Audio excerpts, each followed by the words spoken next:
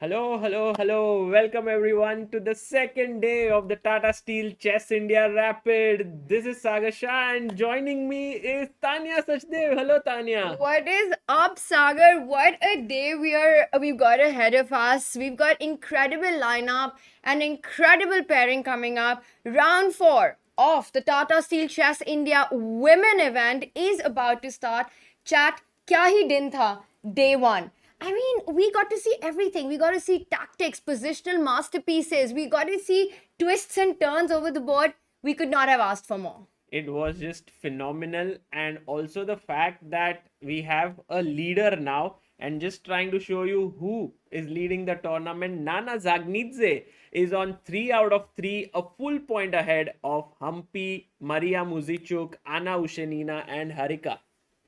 Nana is the number 1 player from Georgia, but let me tell you, in this format, a 1 point lead really doesn't mean anything. Nana had a phenomenal day on day 1, 100% score, but it was not without a lot of fight. And of course, 3 big games coming up. I'm expecting a lot of leapfrogging in the standings. Sagar, let's take a look at our matchups. Yeah, let's have a look. Fourth round is about to begin. Tanya, just having a look at our players, I think they've already begun. Oh, wow. So very quickly, just having a look at the pairings for the time being, we have Whoa, look at Hampi that. versus Harika. Wow, this is the game, Tanya, that we're going to look at. India number 1 versus India number 2. We have Nana versus Anna Ushenina, Vantika versus Oliwia, and then Anna Muzichuk, Vaishali, Maria, and Savita. So a very, very exciting lineup today. Super exciting. Big game for Hampi and Harika. The two, of course, know each other super well. Their playing styles, they understand the opening. Are they going to take a lot of risk between each I other? don't know. What I think we've got liftoff. So the openings will tell us what's happening. And wow, look at that. D4 and Harika starts G6. with G6. Tanya, when was the last time you saw them playing against each other? Because we've seen them playing next to each other often, like at the Olympiad. But against each other, when was the last time? It's a good question. I mean, even in the Grand Prix, I can't remember them facing each other. So it's not a matchup. Probably in their growing up, maybe in some opens, but it's been a long while since we've seen them face each other. And Sagar, I'll tell you one thing about this opening, starting with D4, G6. Harika is keeping her options open. Yes. You don't commit the knight to F6. What she's done is sort of implying I might go E5. I might develop my knight to E7. And of course, Sagar Shah still not having the arrows on the board. Oh, sorry. We're struggling with You that. know what I was doing? I was trying to look at how many times they've played each other. And Tanya, they've played 24 times against each other. And from that, 20 games have ended in draws. Only 4 decisive games. Once was at the Women's Grand Prix. This was in the year 2014, where Hampi won. Then it was a Blitz event in 2019, which Hampi won. Then it was a FIDE Grand Prix in 2016, which Harika won. Oof. And there was I think another event in 2009, which Harika won. So it's 2-2 right now, we can say. So punches have been traded, but mostly draws between the two of them. And of course, at the start of the day, the energy is high, the adrenaline is high. I'm expecting a big fight here. And look at what Harika has E5. done. She has made use of the flexibility of this setup of not committing that knight to F6. Right. So she can immediately strike in the center with E5. Still think, I might go knight E7. I might go knight F6. 97. I might go knight F6. If she goes knight E7, she will imply a kingside attack with F5, with F4 coming up. But that only happens once white has committed with D5 blocking the center. So it's all about how Hampi will react to this question. Center ka kya hoga? If Hampi is in the mood to play an endgame, she will just take on E5, take here, and take on D8. But I can tell you one thing, Harika is very happy with this exchange. And this endgame is not so bad for black. It's pretty equalish. In fact, the D4 square is slightly weakened. So I think Tanya, Hampi is not going to take on E5. Well, we will find out what Hampi decides to do with her center. A lot of options here. She can develop the knight, defend the d4 pawn. She can go for d5, block the center. She's taking her time right now, and what she's thinking about is what is her approach for the game? What kind of middle game position does she want? Right. Does she want to play on the queen side, where she goes d5? You know, black advances the pawns on the king side, white goes full force on the queen side. Or does she want to keep the center flexible? Sagar, we will come back to this, but the one game that's got my attention is the tournament leader, Nana Zagnidze. What is this opening? We'll let me go to that game against Nana and Anna Ushenina. Ooh, okay. So the opening here that was played, Tania, was the English opening with the move b3. Very flexible system, very flexible setup. And then she took on d5 and has put her bishop on b5. I think this is a nice hyper modern way to play, where you don't take the center at all, where you have your pieces open, and now she's gone d4. So it very standard stuff, yeah, playing against the IQP. That's the aim. The aim is to try to get an IQP and create a weakness. I like this move d4, really asking questions to black. What do you want to do about the center? If you capture on d4, which she has, white will capture back with the knight. I'm expecting knight takes d4 so that you are able to keep this flexibility. She does it. She does it. She's your good friend. But it's also the logical move here. But she's your good friend. She's my good friend. I like her. I love her. Okay, we'll talk about that later. But for now, knight d4 on the board, Sagar, makes a lot of sense. This is the piece you want to capture with. You know, And Tania, I I think want it's... to see if the audience is awake right now. Okay, So let's... I'm going to ask queen d4. And guys, what if knight goes to g4, threatening the h2 pawn? How many of you are actually awake as of this moment? Please tell us in the chat the moves, because you know I'm always worried that no one is listening to our commentary. Oh, wow. We have such a cool update. You're gonna love this chat. We have got the heart rate monitors of every player working, except I think Anna and Maria. But we will be able to see how the players are feeling really on the inside, regardless of what they're showing on the outside. Absolutely. How are you feeling on the inside, regardless of the outside? I'm feeling very good because now the heart rate monitors are also working. Let me check if they are on our broadcast, because you know people should be able to see a number next to that red heart, which is sort of over there. And Tania always feels that that becomes like a what do you say? You tell me what I say. What do I say? I don't know what. Okay, guys, the move that all of you have mentioned, and by the way, I was a little late in updating it, so only a few of you have mentioned. Any more, guys? Did you write Queen G7? Yes, in chat, Sagar. The players are awake. The chat is awake. They did spot the mate in one. It's a battery setup with the bishop and the queen, so you don't want to move this knight and hurrying with an attack on h2. Correct. So this is what we have right now. They are thinking for their move. And Tania, let's just go to some other board. Maybe can we look at Hampi and Harika on the zoomed screen? Like I just want to once have that people to see it on the full screen. Hampi and Harika, if we can have them here, that will be epic. Oof. Looks great. It looks great. It's an early morning here at the National Library.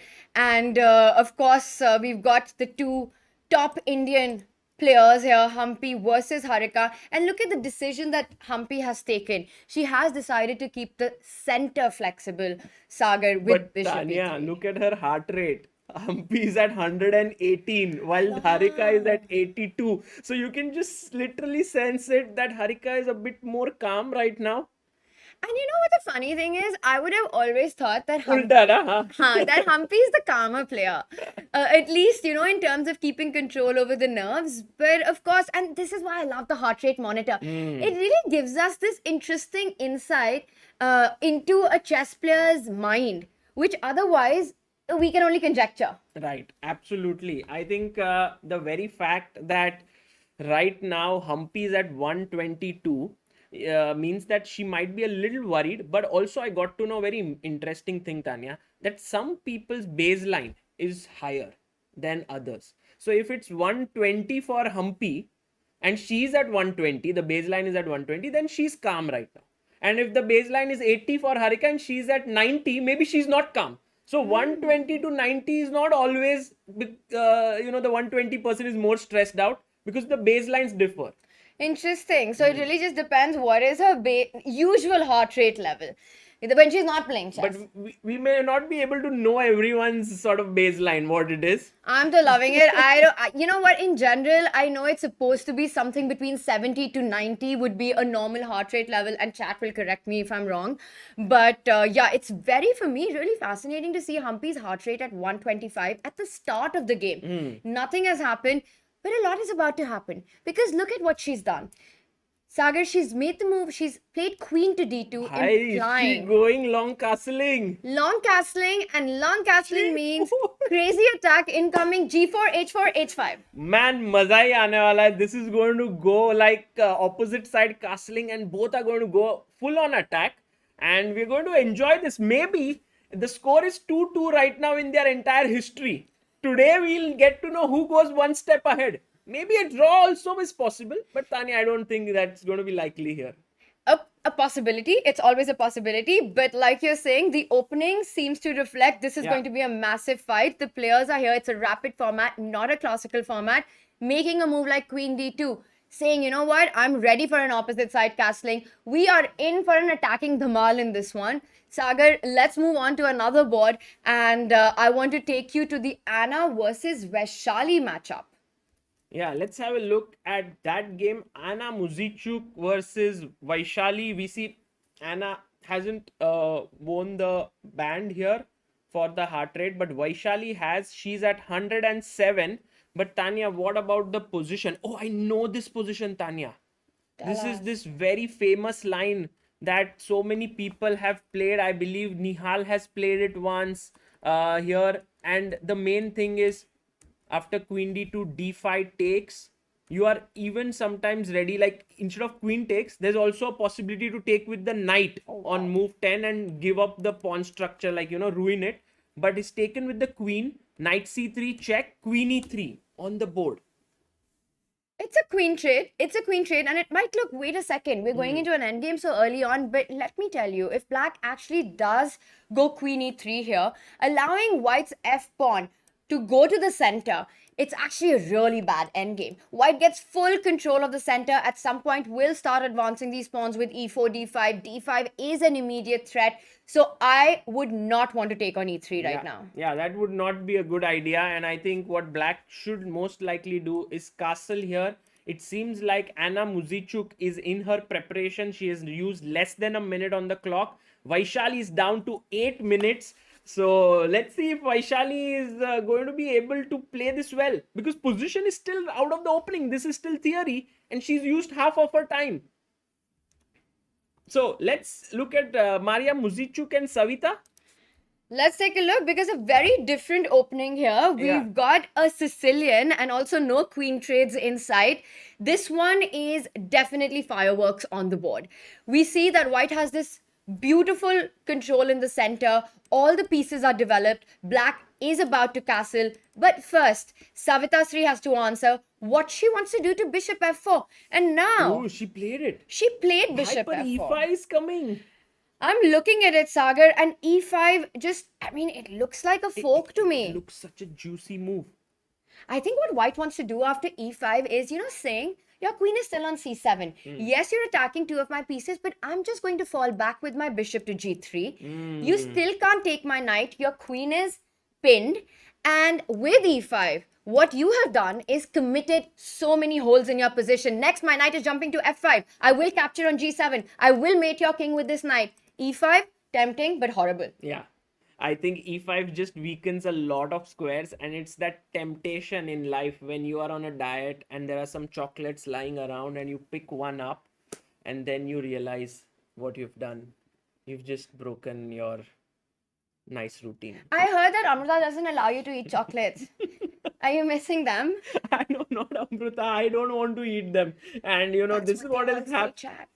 This is what is happening with me over here. I see this huge buffet of desserts and I'm like, no, I don't want to eat. And that E5, I keep committing these mistakes like E5 in life. You know what? Full disclosure here. While eating at the buffet, this amazing buffet that we have with everything that you would want. And then you see Sagar coming with this sad plate with matar paneer and aloo and a roti.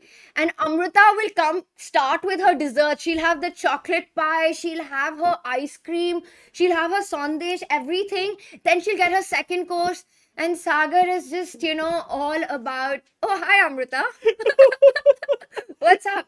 Amrita, We were just talking about how much you care about Sagar's health. world-class players playing out there, but all we are talking is about you. Yeah, and just how much you really care about Sagar's health, and you're, making sure that he remains fit, which is amazing. But is he taking care, I'm Tania? so lucky to have Amrita in my Or is life. he drinking Red Bull? He was actually talking about that how he's enjoying dinner so much because he's eating the right things here. Like chocolate cake. I have a picture. Let's not talk about it. But I How's hope the atmosphere it's outside, Amrita? amazing. It's Hampi versus Harika, which everybody is looking forward to. I see there is some kind of nervousness there on both these faces. Amrita, whose heart rate do you think would be higher, Hampi or Harika? Both should be calm, I feel, but still, generally, I would say Hampi will be more under pressure Oh, because why? she's the Interesting. top Indian women, and generally, when you're playing somewhere, she's the number one, she's been number one, so that does cause pressure, extra pressure. Oh, nicely put. You are actually right, Amrita. Hampi's heart rate is above 120, while Harika is at a solid 80 or so. My goodness. So that's the difference between. And I think right now Harika has delivered a baby 3 months ago, so that is definitely, this is going to be calm for her because she's come from that stage over here. So right now this is like relaxed. So would you say that having a baby would take away all the stress from life? Would that help? Having a baby will take away the stress and also give a lot of stress. So it's all everything has a repercussion. It is all about give and take Yes. in life. You Yes. make a move like E5, you Life will is leave. stressful no matter if you No have baby or not. Yeah, whether you're eating chocolate cake or not. Because that baby will go on to become a prodigious talent, then you have to go to tournaments, go for training, then he wins, he loses. You will anyway come under stress. Yeah. So guys, let's just live our life stress-free now, Let's in the focus moment. In the on moment. all the In the best to you moment. guys And keep us updated from everything that's going on there and how's the vibe and the atmosphere. Sure. And Tania looking really great. Oh, thank Nice dress. And today, right now, you're looking great. I hope you stay healthy and Just fit right now. until 4 o'clock as well. We'll see you soon, okay? Yes. That is Amrita Mokkal leaving us after giving some very nice pep talk. I could feel the pain when Sagar said leaving us. She's just gone to the next room, भाई Sagar. इधर ही गई है Yeah, क्या exactly. कर रही हो तुम इतना भी दुख नहीं हुआ है मुझे All right. But while we were talking, Hampi's heart rate hasn't come down a bit, okay? Like it's almost there, but her position's evaluation has come down quite a bit. And Harika has a very good position, Tania, because now the knight from D5 is going to be kicked away with C6. You know what? You're kicking away my strongest piece on D5. Not just that, I still haven't finished my development Exactly. with white. What is the knight on G1 doing? F1, my king is in the center. My rook on H1, my rook on A1. I cannot go long castle anymore because of this open center, the weakness on C4. But going short castle is a far away dream. My king is stuck in the center. Sagar, I 100% agree with you that this position is bad news for white in the middle game, simply because look at black. Everything's developed. C6 coming in, the bishop on G7, a potential monster. Imagine C6, A5. I will get my queen out on, A5, A4, queen A5. Everything will come with tempo. Yeah, this is going to be very difficult for Hampi to hold, and she will have to really calm down here. And Tania, do you know who has joined us as a guest in the chat? We had a grandmaster, Oh, wow. Dimitri Komarov, joining us, who is well known as a wonderful commentator, and he's watching this broadcast. He was asking me, how to comment and stuff, and he's been able to make an account, and he's now writing. So welcome Dimitri in Wow, big greetings to Dimitri, and definitely one of the most entertaining commentators that we have in the chess world. this. And Harsh Mishra is saying big blunder. You know, that's his style of saying big blunder. Big blunder. Well, right now, even though there hasn't been a real blunder, but yes, the opening's been a blunderous one. Yeah, I Would that think, be accurate? just look at this, Tanya. Like, you play your bishop to e3, then you play it to d4, then you are hit by the knight coming to c6, so you move it back to e3. You can't be wasting so much time. Then again, you move your same piece again to d5. Meanwhile, Harika has kept developing step by step, and I think it's all about making those right moves again and again. And I think right by this time, Hampi is in big trouble. You know, actually, Amrita Rook had C1. an interesting insight that in general, Harika is feeling less pressure right Yeah, now. yeah. You know, her perspective and her approach has been different. This is what she mentioned in the opening ceremony. She's feeling more relaxed. She's happy to get back to the board and play some chess. But it's not with the same kind of pressure that she would put on herself usually. Correct. Amrita is wise. Amrita is very wise, and Harika is even wiser because she has sort of, not taking stress in life. And Tanya, this is very true that if, let's say, she doesn't do well in this tournament, she's going to go back to her little kid who's waiting for her. And I think that really gives her that motivation to play well here. Let's see if she manages to convert this into something tangible. Last move was rook c1, and you can see that Hampi's options are being reduced because now she can't long castle. She can't long castle. She's far away from getting her king to safety on the king side. And of course, the most natural move that comes to mind is c6. So rook c1, what White wanted to do was defend the c4 pawn. Because after c6, the bishop and the knight on e5 would target it. What I'm expecting is a trade. Do you think after c6, White wants to go knight f6? Because I don't like that. Or is she You planning have to go to, no? knight? What about knight f4? Is that a possibility? But then don't you lose? Now, oh, that's maybe she wants to do just that because that's why she played rook c1. I think so, because you kind of want to get rid of this bishop on e6. It's still not pleasant for She White. played c6, by the way. Yeah, so big decision here. Chat, I will think she she'll go trade? knight f4, and then Tanya, what would you do? I'm not sure. Knight. Oh, on the board. Has it been played? Yes. It has been played. Yes. So knight f4. I think it's a human approach. You want to get rid of this bishop on e6 more than the knight on f6. And now, Sagar, you were asking, how does black continue? You know, I don't have very many squares for the bishop. Bishop d7 runs into queen d6. Bishop c8 is definitely not a move that we want to make. Let's We give don't up go the bishop e6. Let's give it up. Let's give up the bishop, but bring another piece into play. Chat, kya bolte? What should black play here to bring another piece into the game? Help me, chat. How does Sagar? That makes a lot of sense. And the thing that comes to mind is rook e8. Because you want to put the rook on the e file, against the king on e1, targeting that. You're far away from development. Imagine this, Sagar. I go rook e8. You trade on e6. I pick up your knight on e6. I am dreaming of d5 next. Where is White's king going to survive? And what are you going to do with bishop pair if your king is going to get mated? Yeah. I mean, there's nothing that you can do. So I think It's like having everything in life, but but not being. I was just going to say the same thing. Exactly. How did you guess it? man, I vibe. Crazy scenes. So, exactly. It's like you have all the resources, you have these beautiful perks, but you're not able to be healthy. And that's what the king's health is everything in this position. Yeah, this is just very bad.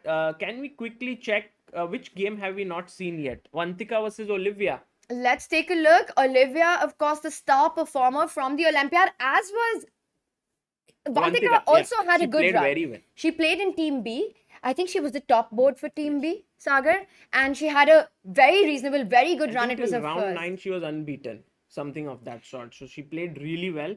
And right now, what do you think? It's also Vantika is one of the top talents from India, while Oliwia is a top talent from Poland. So it's a bit of a India clash versus between Poland. the India versus Poland prodigy clash. And I'm looking at the position, and the first thing that strikes me is this black pawn structure on the queen side. It's not ideal at all. B6, B4, weaknesses. I see our eval bar. It says that both sides are fine, but I would prefer to be white here. Tania's breakdown where's the incoming. breakdown? I'll give it to you now. What is the reason that I want to be white here is simply because I think it's easier to play with white. I want to get my knight to c4. I'm dreaming of knight d2, knight c4, knight d2, knight b3. My pawn structure is better than your pawn structure. I have the control over the d file. I'm targeting that knight. You're still not developed with the bishop on c8. I like white. But the thing that's working in black's favor is the immediateness of the position. The question is a practical question. What are you doing with your bishop on e3? If you trade, which you kind of have to, black actually gets the momentum with knight c5. And she doesn't undouble her pawns. With You don't b want to takes do c5. that. No, because that would lead to a sort of a long-term weakness on c4. Not just that, this a pawn's going to roll down the board. a5, knight d2, knight c4. This is a disaster. Right. And has she made the decision to recapture She with took with the knight. good decision by Oliwia. Oliwia. By the way, Oliwia lost all 3 of her games yesterday. But I think today she's come fresh. If she starts off with a win, she'll be back in this event with her 1 point. While Vantika scored 1 point yesterday, she did beat Savita. And that was a very nice game. I'm going to conclude this position as saying I still think that white has a more long-term perspective. I see our Revalva. Yeah. I'm aware of it. But I really think that this is... it's anyone's game. I can think about a move like e5. I can also just go knight d2. Right. And- so you can say it's like double-edged right now, and the one who plays better. I think so. I think it's an outcome which both players want, given their tournament standings, where Yeah. they're both fighting for a win right now. And a Right. draw doesn't help either of them.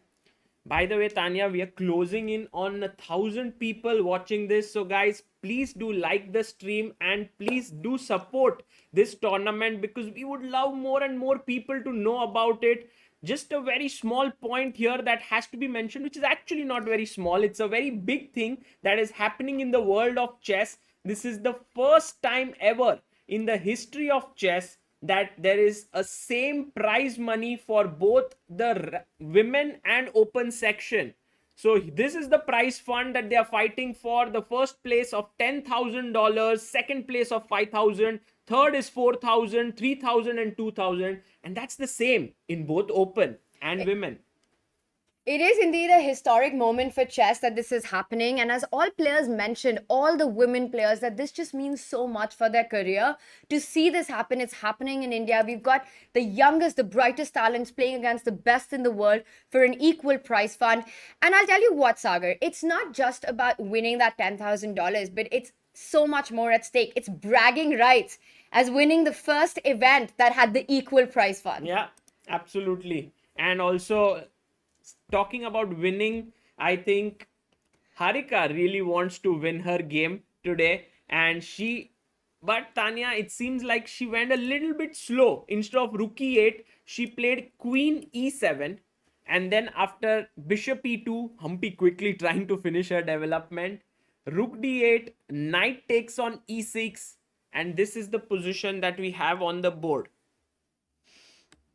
Let's say if you take queen takes. I would want to take with queen. You know what Harika has done?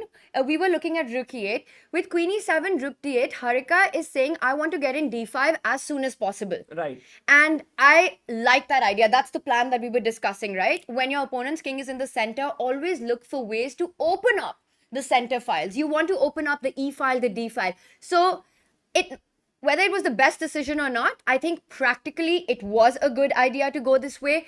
I am expecting a trade with the queen on e6. Fe6 has its own... She played queen e6. Yeah, queen e6. I like this. I would go for it as well. But Tania, now Hampi will quickly finish her development with knight h3 and she wants to castle. If she's able to castle, that would mean that Harika has lost a lot of her edge. So this is the moment now. After knight h3, if Hampi plays it, Harika must strike. You mean strike in the center. It's all about timing here because if white goes short castle, white actually has the two bishops. You have to be energetic here. So after knight h3, of course, the one move that Harika will consider is to directly strike Sagar with... Knight h3 is on the board. Do you think she'll play it? Chat D5. It's really Okay. a question that we all would ask ourselves in this position. Is it time to strike, to blow open the center? Because this is the moment. But you have so much to calculate. Right, because after take, and if you take, then black is just winning, guys. Because then you have the rook here, the knight coming in, the queen is well placed, but in comes knight f4, Tanya, hitting the queen, also the pawn. And that is when it starts to reveal itself that maybe this d5 is not so scary, because white is up a pawn, black is okay. But I think after next move castling, white will be fine. Double bishops. We have knight h3 on the board. Do we have a decision by Harika? Is she going for d5?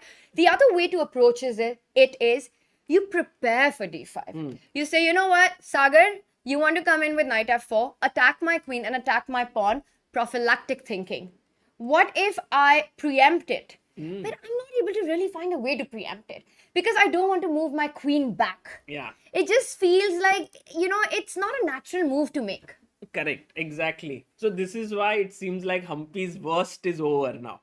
And you can also, but I don't know what Harika's going to do. I'm predicting d5. I'm predicting. D5 on the board. D5 on the board. Yeah. Let's go, chat.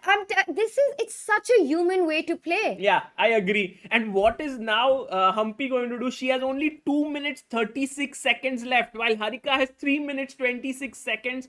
The right way, Tanya, is to take and knight f4. That is how Hampi should go. Sagar, the question is, it's the right way, but is it the only right way? Is Hampi in trouble if she doesn't find this? No, I don't think she's in big trouble, but this would be a very clean equalizer. However, if she goes knight f4 first, then after queen e7, c takes d5, there could be g5 in between. That could come as an intermezzo. Wow. But Complicated, very Super complex. I mean, just to explain how complicated this position is, the two best female players, not only in India but across the world, in 15 moves, have actually used up most of their time. Right. That is how complex this position is. But I She love. does it. She goes CD, knight f4. And now Harika getting up. adjusts herself. She's like, oh, this maybe I have not seen. This is the moment that she needs to be fully focused. She doesn't have that much time. She has taken a committal decision. Sagar, this game can go anywhere. Let's take a look at what are the options after knight f4. Your queen is attacked. You've got to move the queen. Queen e7 feels like the natural move to me here. Yeah, that seems likely. But then, Tanya, what are you going to do if I take your pawn on d5? Oh, she goes queen d7 here. All right, I like that. You keep the defense on the d5 pawn. You make sure at least you're not losing a pawn here. But now, Tanya, look at this. I take with the knight on d5. You take back. I take with the pawn. You take with the queen. I take with the queen. Rook takes. And in this position, I have the bishop pair, king f2. And I think Hampi becomes a serious favorite now because her position slightly better, but actually very safe. And bishop pair. And this is the kind of position that Hampi loves playing. Yeah. She has this nagging edge of the two bishops. There's still a lot of pawns in the game, which makes a lot of difference when you have the bishop advantage. You have pawns on both sides of the board. Usually, a knight is absolutely fine if there are just pawns on one side of the board. So definitely, this is what Hampi wants. But is it coming by force? It's happened, It's Tanya. Chat, we have And it. Look at Harika's heart rate going up. It almost reached 95 there. So she can feel it. She can feel the worried. pressure. And it all came down to that decision of d5. A very understandable choice. But it has worked Hampi's way after the trades. Sagar, this is going to be now a long grind. Yeah, I think now it's like we're playing for two results, perhaps. Maybe a little bit too direct to say it. But I think white really has this bishop pair edge. And after king f2, rook d1, these two pawns might get under the fire of these bishops. Wow, so King suddenly, f2 on the board. what? Sagar, on fire. Man. You are calling out the action, and this action is going to be a long one in the endgame, a bit of a grind. Meanwhile, it is hot action on the leaders board. Sagar, can we quickly shift to Anna Ushenina versus Nana? This is the position that we have. Again, a double bishop advantage for Anna, an open position. Once again, at first sight, it feels you want to be black here. Yeah, the two bishops again proving to be very strong.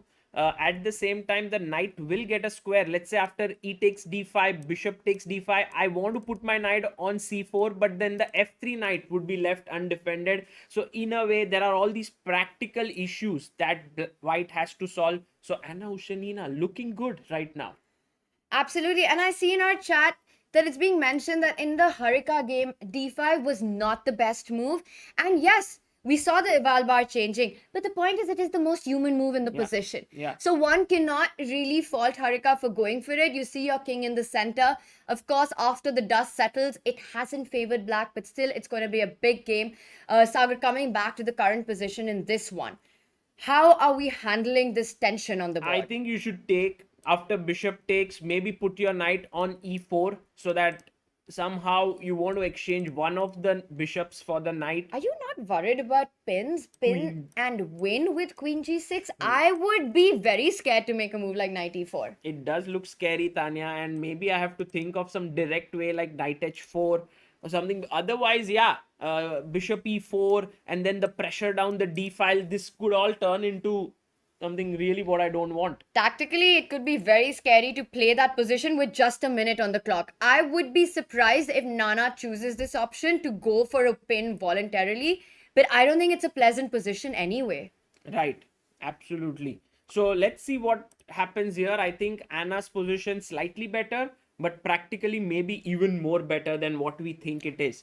Can we go and quickly check the game of Hampi Harika? I just want to know what has just transpired. Maybe Harika did the smart thing here. After king f2, she exchanged off one pair of bishops. Sorry, a bishop for a knight. And then we are landing in this position where the rook will be slightly more active, putting pressure on a pawn. Most likely this will end in a draw, Tanya, but we never know. Pressure is on, Sagar. You know, it's like life. You give one thing to get another advantage. She's given up her double bishop, but she gets this rook activity on the 7th rank. And I'm telling you, again, it's one of those positions where regardless of the eval bar, it's not pleasant to defend it. Right. Hampi, meanwhile, is enjoying it. Yes. She's saying, I've got all the trumps. My rook is active. My bishop is active. My king has a free hand. Your rook on a8 has to defend the a6 pawn. What have you got, Harika? Absolutely. And Tanya, all the arrows coming on the board. Lovely.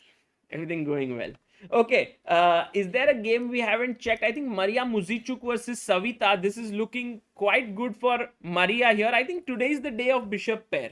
Everywhere you can see the bishop pair kind of triumphing over the bishop and knight combo.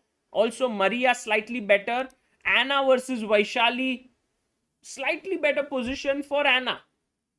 Yeah, I would agree with you. I mean, look at the position, and the reason for that is this bishop on f3. Let's just point that out. The bishop on b7 is pinned. The rook on g6, what are you even doing there? And I love this move, knight b3. Sagar, those 2 points, a5, c5, a5, c5, a5, c5. Right. It's kind of scary. Can we just clip this part and make a loop? a5, c5.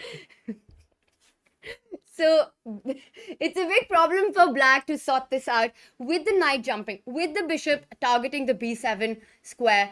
The only trump in black's position is this e3 weakness.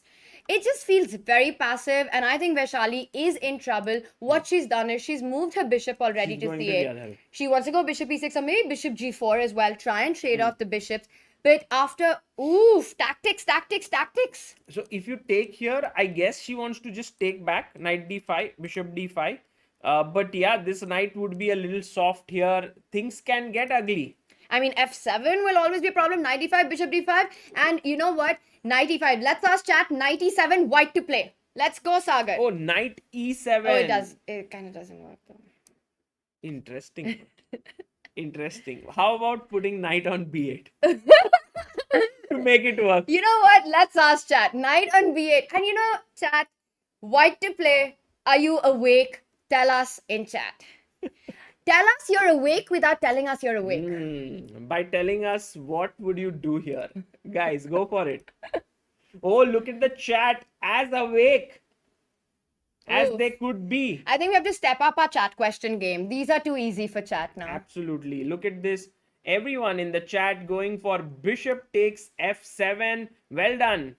Not the only move, by the way. I really like the creativity of everyone who suggested Rook F7 because Sagar, that is equally strong. Yeah, if you take Rook F7 and after Rook F7, there's Rook C8 as well. So, yeah, right now Vaishali under some pressure, but she is fighting back. And I think Tania, now in the long term, E3 could become weak. Can we quickly go and check Harika and Hampi, this very important encounter? Let's do it because Hampi is playing on seconds now. She's down to 15 seconds on the clock.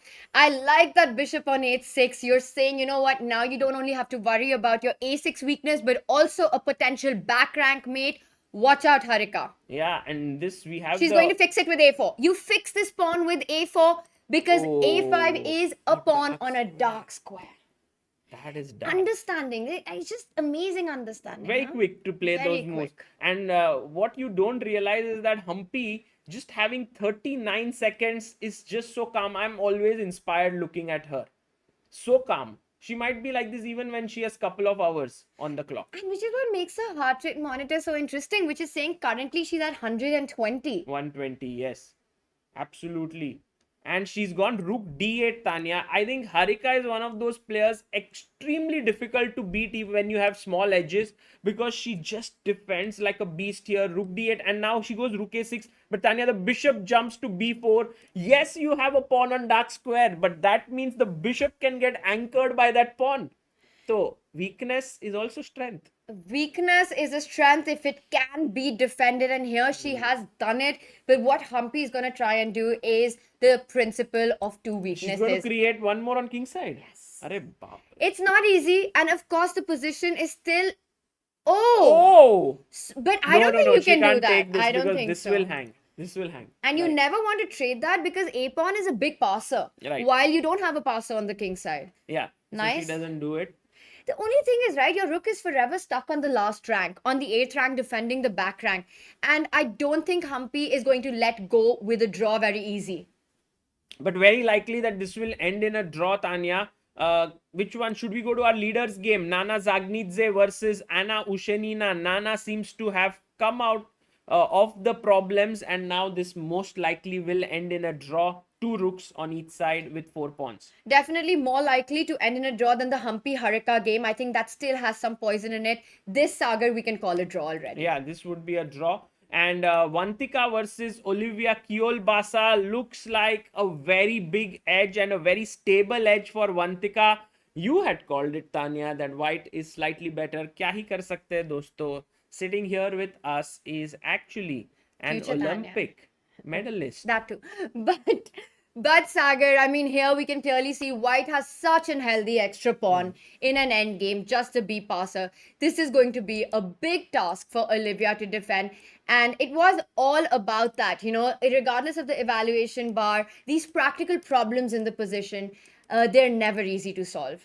Yeah, by the way, news has just come in that Hampi and Harika have just repeated thrice and their game has ended in a draw, which means they are still locked in at 21 draws apiece. 2 wins for Hampi, 2 wins for Harika in their entire career. Good friends. Very- They're like, you know, we've got a stable score. Let's keep it that way. 2 wins, 2 losses, 21 draws. अब ऐसे बोलना ठीक है, but 10-15 minutes ago, both of them were trying to get to each other's throat. So maybe all results are like happy results. Yeah. And wow, we have another result. I see Vantika and Oliwia have finished, and I think this could have only gone Olivia's way. No, how? Vantika was pawn up, Tania. Oh, sorry, Vantika's way. But Yeah, I see. I think we no, have. she lost on time, it seems. What? No. Yeah. No. Yeah, someone lost on time because how No. else? Because right now there's so much to play for. Yeah, but there's a 10-second increment. But the black king is right in the center there, right? Can we zoom in on this Can we? chessboard? Producer Ji, can we zoom into the chessboard? Oh, yes, you're right. Can we zoom in here on this board itself? Like, kya hua hai? To the clock, maybe if it's possible. I don't know. It's very tough because these cameras are stable. But I see the black king on It's a e5. draw. No, white king is on d4, Sagar. Oh my God. White So king is that on means d4. Oliwia Kiolbasa has won. It means that Vantika lost on time. That's the most likely explanation here, Tania. Because look at this position. When she took the pawn on f5 At that point, she's a pawn up because, okay, she'll take on b2, but she's a pawn up. No, this position you play till the end, and especially a player like Vantika, she would never. I mean, I don't know. Maybe Amrita can tell us what Yeah. really happened, but right now it does look like, Sagar, what you're saying with the king placement.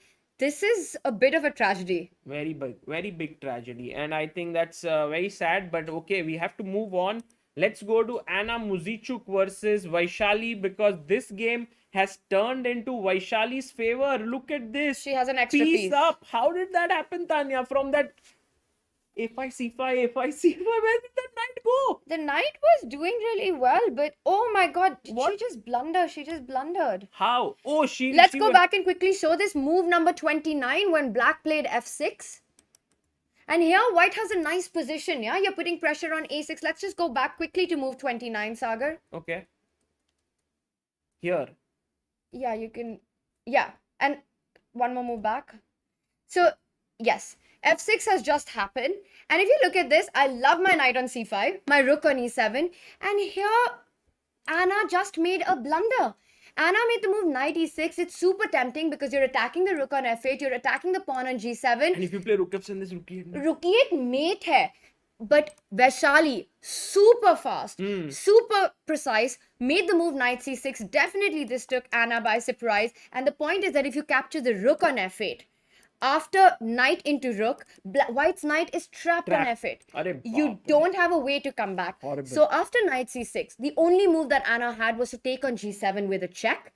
King h8. Guess what? You take my rook on f8, I take your rook on g7, the knight is still trapped. Okay. Life. Life. And now she went rook d7, Tanya. Yes. Like, you know, we try to do something when we feel trapped. Like, we try to go for some movies or something. And the unfortunate part is that the knight would still be trapped. Although, this did not happen in the game. It You can seemed still like just take on e6 directly. she just took. Yeah, which is also equally nice. Yeah. And with that, it means Vaishali, who blundered against Anna, against Nana. You remember on Yeah. day one, Vaishali is the one who dropped a full piece. It's the law of averages. And now, in a slightly more difficult position, one of the best players in the world Yeah. just drops a piece. Absolutely. I think Anna has not found her stride in this tournament. She was on half a point yesterday out of 3 Oh, wow. because she lost her game number 1 to Hampi. Then she lost even another game and then she drew. So she's on no, she drew 2 games yesterday. Sorry. She drew with her sister. And by the way, something's happened. The arbiter has come in, Tanya. It's not like the game is over. Maybe some illegal move stuff. Okay, we really need an update from the playing hall and would be great to know what is going on here. But I think the players are continuing, so it's Yeah. been resolved, whatever the issue was. Of course, given the position, it is completely lost for white, completely lost for Anna. But But she's fighting. she's fighting. She may not give up, Tanya, because it's not so easy to get out of this pin here, to get rid of it. I mean, it's winning, but I mean, it's an extra piece. A piece is a piece. You can simply activate your rook. You can make any move with the rook. You can go rook to c4. Actually, I like the move rook c4 because first I was thinking of rook c1, Sagar. But you know what the problem with rook c1 is? You just go king e6. King e6. But And then I have to go back with my rook.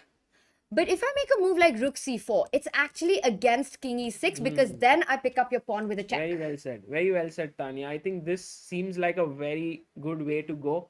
And Vaishali is thinking for what? What is Vaishali doing? She's gone down to 17 seconds. And She goes rook d6. You can see how Anna is quickly moving her pieces there.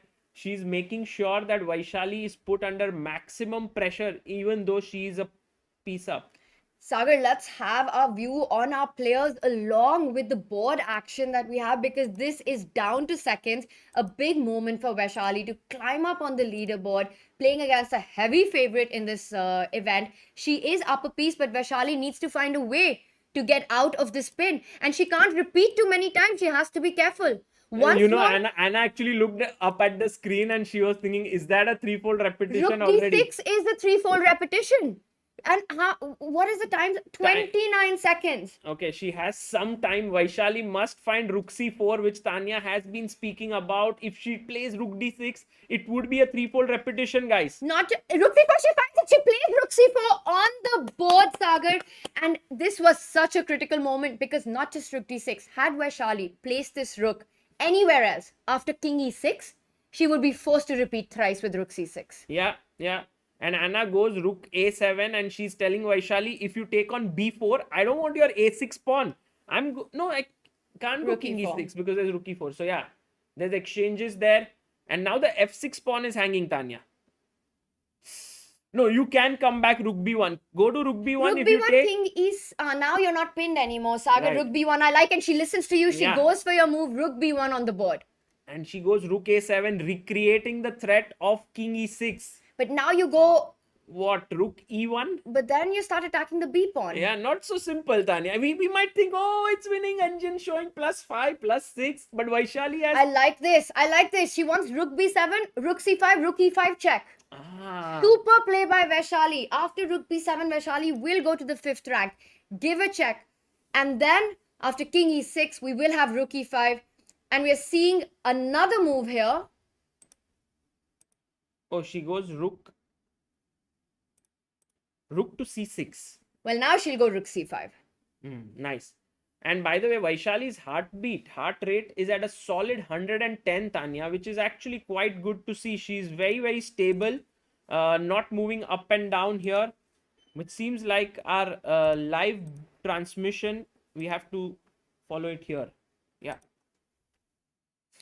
And Vaishali has made so much progress in the position, cutting off White's king. She has a passer already, and now Sagar, she simply needs to unwind the king and the knight. It's just all about bringing them in the game. You can just move your king now. The Knight White's G5. king is not active. Knight g5, knight d6. Vaishali on her way to a big win, a big start in day two. Right. I was actually, Tanya, today interviewing Vishy, and he said that, he was very impressed with Vaishali's games overall because she played well with Harika in game 1. Then she played really well against Vantika, checkmating her. And there was this game with Nana Zagnidze where she was slightly better and she overpressed and she blundered and she lost. So, in a way, she's in tremendous form in this tournament and that is continuing. By the way, she's given up her D pawn. Her B pawn, sorry. Rook takes B5 is possible, but I think what she wants to do is Rook e4. Rook e4. Oh, that was a question for us. Take, nahi, theek hai. Rook into b5, rook into e4 is the threat, taking advantage of a fork there. Now after king f5, I'm actually expecting her to give a check. She gave a and Anna is not making it easy for Vaishali by any means, She's making her sweat here. Sagar, that might be the feeling, but actually, I think Vaishali is just gaining time with these moves. She knows what she needs to do. That at some point, she has to move that knight. She has to get that knight into play, and I think she's done it finally. She goes rook g5, trying to get the knight to e5, and what she wants is after rook b7 to go king f8. Finally, unlocking the pin. Tanya, whenever king goes to f8, the rook swoops over to h7, perhaps. But then g4 is hanging. So yeah, I think now with knight e5, it's going to be all over. First, Vaishali wanted to put rook on e5, knight on g5, but now she's got the right setup here, guys. By the way, it's not only Anna Muzichuk who's going to be unhappy with the outcome of this game, but even her sister, Maria Muzichuk, Sagar, playing against, the debutant and the underdog of the tournament, Savita Sri, who's the youngest player, playing her first elite level event, ends in a draw. Not a happy start for the Muzichuk family. For sure, but what a big achievement for Savita. She's just 15 years old and she's drawn against both the Muzichuk sisters. Yesterday against Anna, today against Maria. Not a small thing here. Not at all, and especially as you mentioned, being the youngest player, playing her first event with these big names, she's definitely feeling good about her chess. It doesn't matter where she is on the leaderboard. Sagar, let's go back to the Anna Vaishali game. Vaishali has made a lot of progress here, but Anna still holding on. Yeah, she's just gone to b8, and I think Tanya now knight e5. Your idea should be okay, but there are many ways to win. I mean, it's not just one. Knight e5, knight d6, not giving up the b5 pawn. I like knight e5. You put pressure on g4. And let's just chat after knight e5, rook b5. Chat, here's a little question for you. With which piece will you take on g4? That's the question, guys. Tricky show. Chat is very good, so we need to get tricky. Yeah, they're really on fire today, actually. Yeah. Oh, too strong. Too strong. Too strong, yeah. Chat is like क्या कर रहे हो दोस्तों हमारे साथ ये मत कीजिए नाइट D3 श्याम सुंदर कृतिका आराध्य Ganesh well done guys all of you have got it right amazing oh This one's for you, chat. Rook b5, knight d3. check and it's the time to नहीं यही है ना song thank god Not disco divane. although disco divane does But fit the disco vibe divane, the step would be disco divane. कैसे Disco divane. okay guys I now know two steps right What is this? Not this. Yeah. Can you? Yeah. it's the time to disco Disco divane okay Uh-huh. which one do you like this Yeah. or this I think chat. We should have a poll at the end of this. That what is the song for disco today? Is it disco divane or is it it's the time to disco? but do you think this disco happened no that didn't happen No, they're not. I mean, no one wants to go to disco from their end you know they all want to play chess it really depends on what kind of a disco is it. You know, it's all about perspective. right right now the disco that we saw was actually quite easy for them so they said "Let's Yeah, not go they're there." like, this is not a disco we want to go to. we would like to go to a more complicated one The By game's over meanwhile. No, they resigned. Oh, after rook b5, rook behind the pawn, no disco, no pawn lost, b pawn queening down the board. Vaishali scores another win here. Amazing. Is she closing up on the leader now? Definitely a great start for Vaishali, leapfrogging on the standings. But Anna Muzichuk, one of the heavy favorites, had a very difficult day one. Day two, things are not looking good. And Sagar, I have to say that it all comes down to that moment of knight e6. Yeah. Such a move that you want to make, and it's so tempting. And at that moment, Anna's thinking, you know what? I've got this game. Knight e6, I've got it all the way in. Your rook is attacked, your pawn on g7 is hanging. This is mine, but Vaishali tactically so precise. Absolutely. After this move, she finds knight c6, hitting the rook that was defending the knight, and it was all over. Tactically, she managed to find all the right moves, which means that Anna Muzichuk's form in this tournament, bad form, continues. You know, Tania, it's been so difficult for a couple of players here, like Anna, who we thought was one of the favorites. Also, Hikaru, yesterday just scoring half a point out of 3. It does seem that some India does suit some players, for some it doesn't. Maybe it's too soon to say after one day itself, but definitely something to think about. 100%. And it's also about the field of players here. It's such an ambitious field that the established elite will always have a bit of a struggle to prove why they're at the top. So no result is foregone. It's a game of chess. Anything can happen. This is a demanding format. And when you've got a mix of players with the young prodigies along with such strong players, we can expect anything on the board. Correct. Right. And so right now, we'll have the leaderboard in a bit. But I have a question for the chat, guys. Everyone's talking about Tania and your dancing skills and your commentary and the energy and What about my everything. playing? Why is no one talking about my playing? You're not playing, no, right? Yeah, but I mean, I do play as well. But then how can they talk about something that you're not doing right now? They're just enjoying what you're doing. right? Okay, fair enough. So the question to you is, I'm Tania, scared. do you enjoy this type of commentary or do you enjoy like the full breakdown and stuff like that? Like very professional and You know, I think I like both of them a lot. I do. I'm not being diplomatic. I'll tell you what. I think यहाँ पे vibe है. Tania, कुछ कोई सुन नहीं रहा है. हिंदी में बोलो क्या? No, but I'll tell you what. I think it's because I feel also that we've sort of known each other since we were kids, right? So it's a very different vibe. And also we have this community that Chess Space India has built up with all the streams and everything. So the chess is very serious. But I think sometimes we just also have a lot of fun. Right. Which is also the case in other commentary. But I just can't imagine making Peter Lecco do. Why not? Did you message him? Oh, I'll do it now. What are you doing, I'll do it Tania? now. Everyone's just waiting. In fact, even Abhyudaya sent me a new Thumbnail? thumbnail, no, the frame where we can have a guest joining in and I will everything. email him right now. Actually, on the break, I'll do it. And we will do our best to get him on for a while. Okay, fantastic. Yeah, we'll maybe tomorrow might be the best day because it's Because- the last day of the rapid. Also, he does have a player from his country. Oh, no, we don't have anyone from Hungary here, right? No. But okay, I mean, He'll be happy to commentate. we would be happy. We don't know about him. I would be very happy. No, I think it'll be really nice to have him. And chat, I'll try my best. Awesome, awesome. And by the way, Peter Lecco ना बोल देगा तो. No, I think we're now bowling only if he's been watching this commentary. He'll be like, "Ye kya?" We can make Peter do this. You know, if he comes, Sagar, we might have a shot. Okay. We'll try. Fantastic. Guys, right now we are just editing, like uploading the standings. Tania, there's a tweet by Vantika. Can you just check on Twitter what has she tweeted? Because it was a little bit unclear as to what happened. Maybe we should also know from outside as to what happened in this game. No, we don't. I mean, I don't have anything. No tweet? Okay. Maybe not. Maybe they were just trolling us. Well, nothing from Vantika yet, and understandably so. I mean, there's another round coming up, and I think there are very few players in the world who can pull that off. Yeah. Anish being one of them.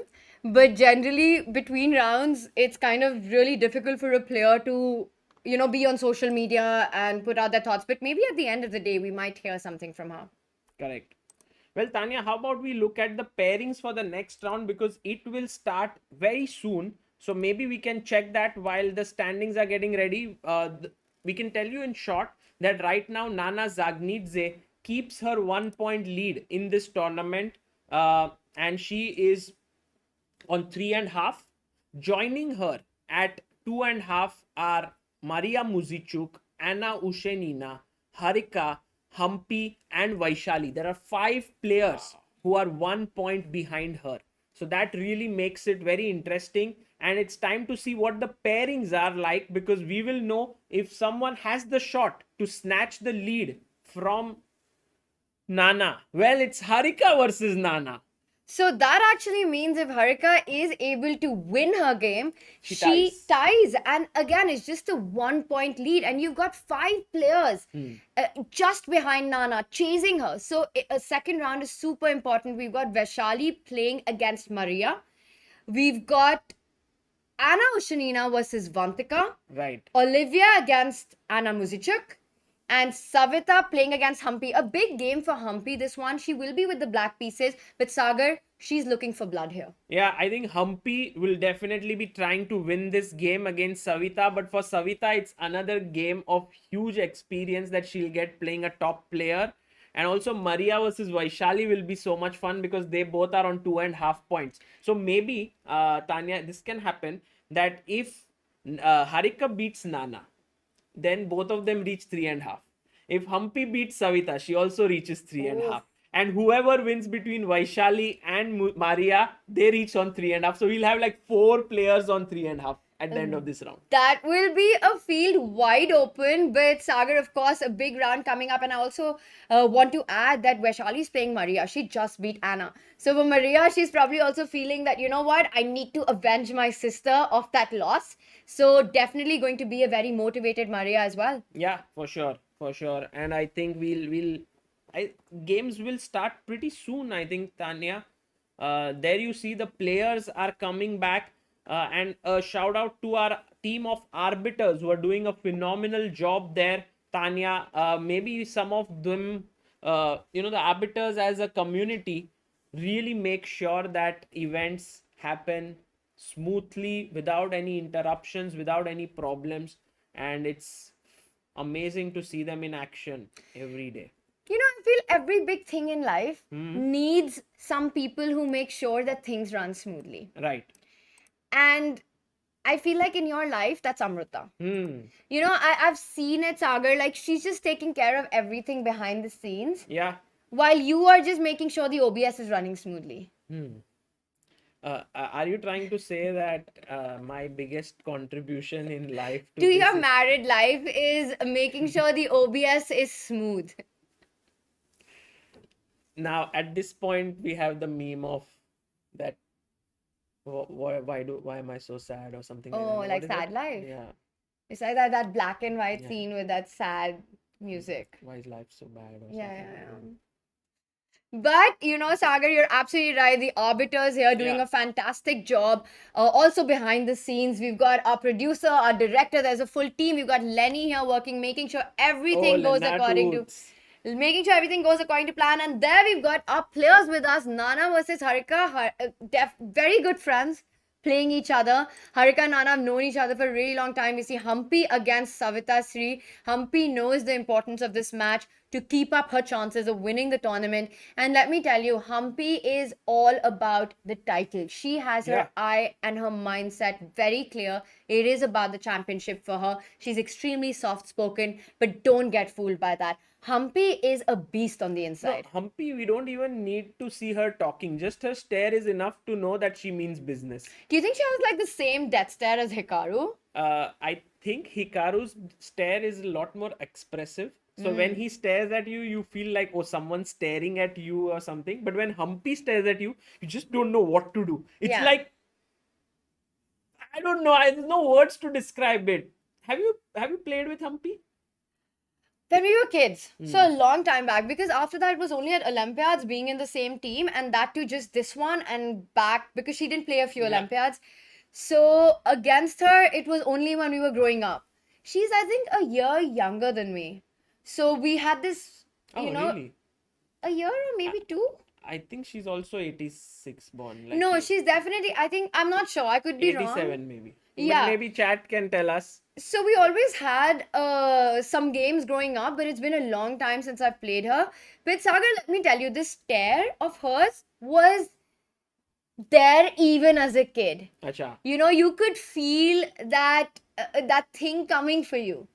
I think you're totally right that there is a difference between the Hikaru stare and the Hampi stare. Hikaru stare definitely feels more aggressive, though, I think. And like you said, more expressive. Like, you know, it's also sort of making those. Can you mimic the Hikaru stare? Hikaru stare.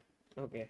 I'm very bad at mimicry. Otherwise, I would have really done it in all my streams and all. But are you good at it? No, but I think with Hikaru, it's a lot of these expressions as well. Yeah. No, but that's not his stare. I'll tell you No, what no. his stare is. Okay, and Is that Humpy's? his stare? Is that his stare? Hampi's is more like. I don't know. Did I feel like I had a smile on my face, which is very hard to get rid of. But was I close? Chat, can you please tell me if chat starts going -50 now? Ha. Then you have Then I failed in know your it. job. Yeah, then I failed in my job. But I think, okay, out of 10, chat. Out of 10. Let's start with the Hikaru. I think Hikaru's was on point. How much would you give me out of 10 for the Hikaru? I thought Hikaru was next to me. Yeah, very good. Nice. There you are. You know, you just gained like a few elo points if you do this in your next game. Yeah? Almost there? Yeah. Will you try it? Oh, -100. What the? No, 7 out of 10. I think I did well. The Hikaru stare was really good. Hampi's is more difficult to sort of. Tanya, I'm really, mimic. I really love to appreciate whatever you do because you're really good at them. But there are few things which you are not. And staring is unfortunately not your forte. No, So maybe it's time to get back to what you're really good at. the chess. The chess. Let's do And it. there we go. So the game between Vaishali and Maria Muzichuk has begun. E4, E5, Knight F3, Knight C6, Bishop C4, the Italian on the board, Knight F6, and Tania, she goes Bishop G5. That is an early Bishop G5 line. H6, Bishop H4. Are we going to witness G5 on the board to kick the bishop further away? If I had to bet my money on it, I think it's very likely I would go for it, Sagar. And the reason for that is that whenever white plays bishop g5, before black has committed shot castle, it is a big invitation to go h6 g5. Right. But you know what? I know Vaishali. She has actually prepared and played this with the black pieces herself. So Vaishali has a clear idea, but instead what Maria does is no g5, she comes back with the bishop, and this is the other way to play these positions. Correct. When you haven't committed d6, blocking that bishop on c5, you can simply fall back and say, you know what, you wanted to win my knight, I'm not going to allow it, and there after bishop e7, I would lose all my money. Right. And it might seem like a compromise because your bishop was active there. But on the other hand, what is the bishop doing on h4? You know, that's the reason why black is fine to even lose a move and go back to e7. So that looks like an interesting opening, Tanya. Let's go to the next game, that is Savita versus Hampi. Let's do it, a big matchup. And look at this, you know, Ooh. Hampi has got what she wanted out of her pet Roth. Nice. Because we have got an opposite side castling position. This is exactly what a player wants. A stronger player, at least on paper, to get some attacking chances. But you know about Savita Sri and Sagar, this is what you mentioned yesterday, that Savita Sri is all up for a fight. She's not going to back down. She's not going to play safe just because she's playing one of the best players in the world. No, for sure. That's the reason why she's going to improve very quickly. She's not looking at this step-by-step progress like, oh, I'll gain 10 elo points here, 20 there. I'll first draw against these opponents, then beat them. She's just going all out. By the way, a game, there is a game between Harika versus Nana Zagnidze and Tania. Although the position looks very weird, this is well-known theory. You know, the knight here does a lot of work. It has still. So we just go from the opening c4, c5, knight f3, knight f6, here d5. So the knight makes the first move, knight d5, then the second move. Then it goes on the third move. Now she takes on c1. That's a mistake. Nana Zagnidze, knight f4 is a better move. That's the fourth move. And after king f1, it often goes back to e6, which is the fifth move there. Wow, that's a big knight jumping all over the board. But Sagar, remember, Nana is not a theoretician. Nana just wants a position to play. That's her forte. And she will play and fight it out till the end. I think Nana's strategy here is she knows Harika knows this line really well. She's very well prepared, but she's like, fine, knight f4, you'll know exactly what to do. I'm going to change the cards here. I'm going to shuffle things up. And your king is still in the center. It's never going to castle. But Tanya, look, firstly, if white gets d4 here, white would be doing really well because white has a huge lead in development. It's true that I can't do it right now because black has 3 pieces controlling it. But what if I just go bishop b5, pinning your knight, threatening to double the pawns, and next move I'll play d4. Again, you know, let's just put this position with a knight on b8 for a moment. White's king is in the center, and like you said, it looks so weird. But look at all of black's pieces. Everything on the first rank hasn't developed at all, and it's so crazy to imagine that it was the g8 knight which got traded on c1. It's been a nightmare journey for black so far, and now developing the other knight to c6. You mentioned the move d4, so it's targeted against that, and Harika goes into a bit of a think because knight f4 was something that she of course knew what to do. She knows that this position is slightly better for white, but what's the way forward? Because a move like bishop b5, it's not easy to make. You know, you're thinking about rook e1, king f1, king g1, doing this artificial castling and stuff like that. But bishop b5 looks so nice because you want to go d4. You want to take advantage of black's lack of development. I agree. And I think look at Harika there. She's just so focused. She's zooming in on the board. She knows this is her opportunity to get a clear edge because she knows that knight takes c1 is a slightly inferior move as compared to knight f4. Let's see if Harika manages to beat Nana. As you have rightly pointed out, Tanya, both are excellent friends of each other. In fact, at some point in the European Club Cup, Harika has played for the team Nona from Georgia, in which you had Nana also playing. Okay. She goes bishop b5 on the board. Wow! Bishop b5. Harika spotting the most accurate move, going for the most direct line, really threatening d4 on the board. Black has to be careful. You can't allow the move d4. You can't allow the position to open up. Even bishop into c6. This pawn structure getting destroyed is such a nightmare. Bishop d7. करे तो करे क्या? करे तो करे क्या? The Is that song a है song? कोई? नहीं, शायद है क्या? करे तो करे क्या? नहीं यार कुछ नहीं नया बना सकते हैं पर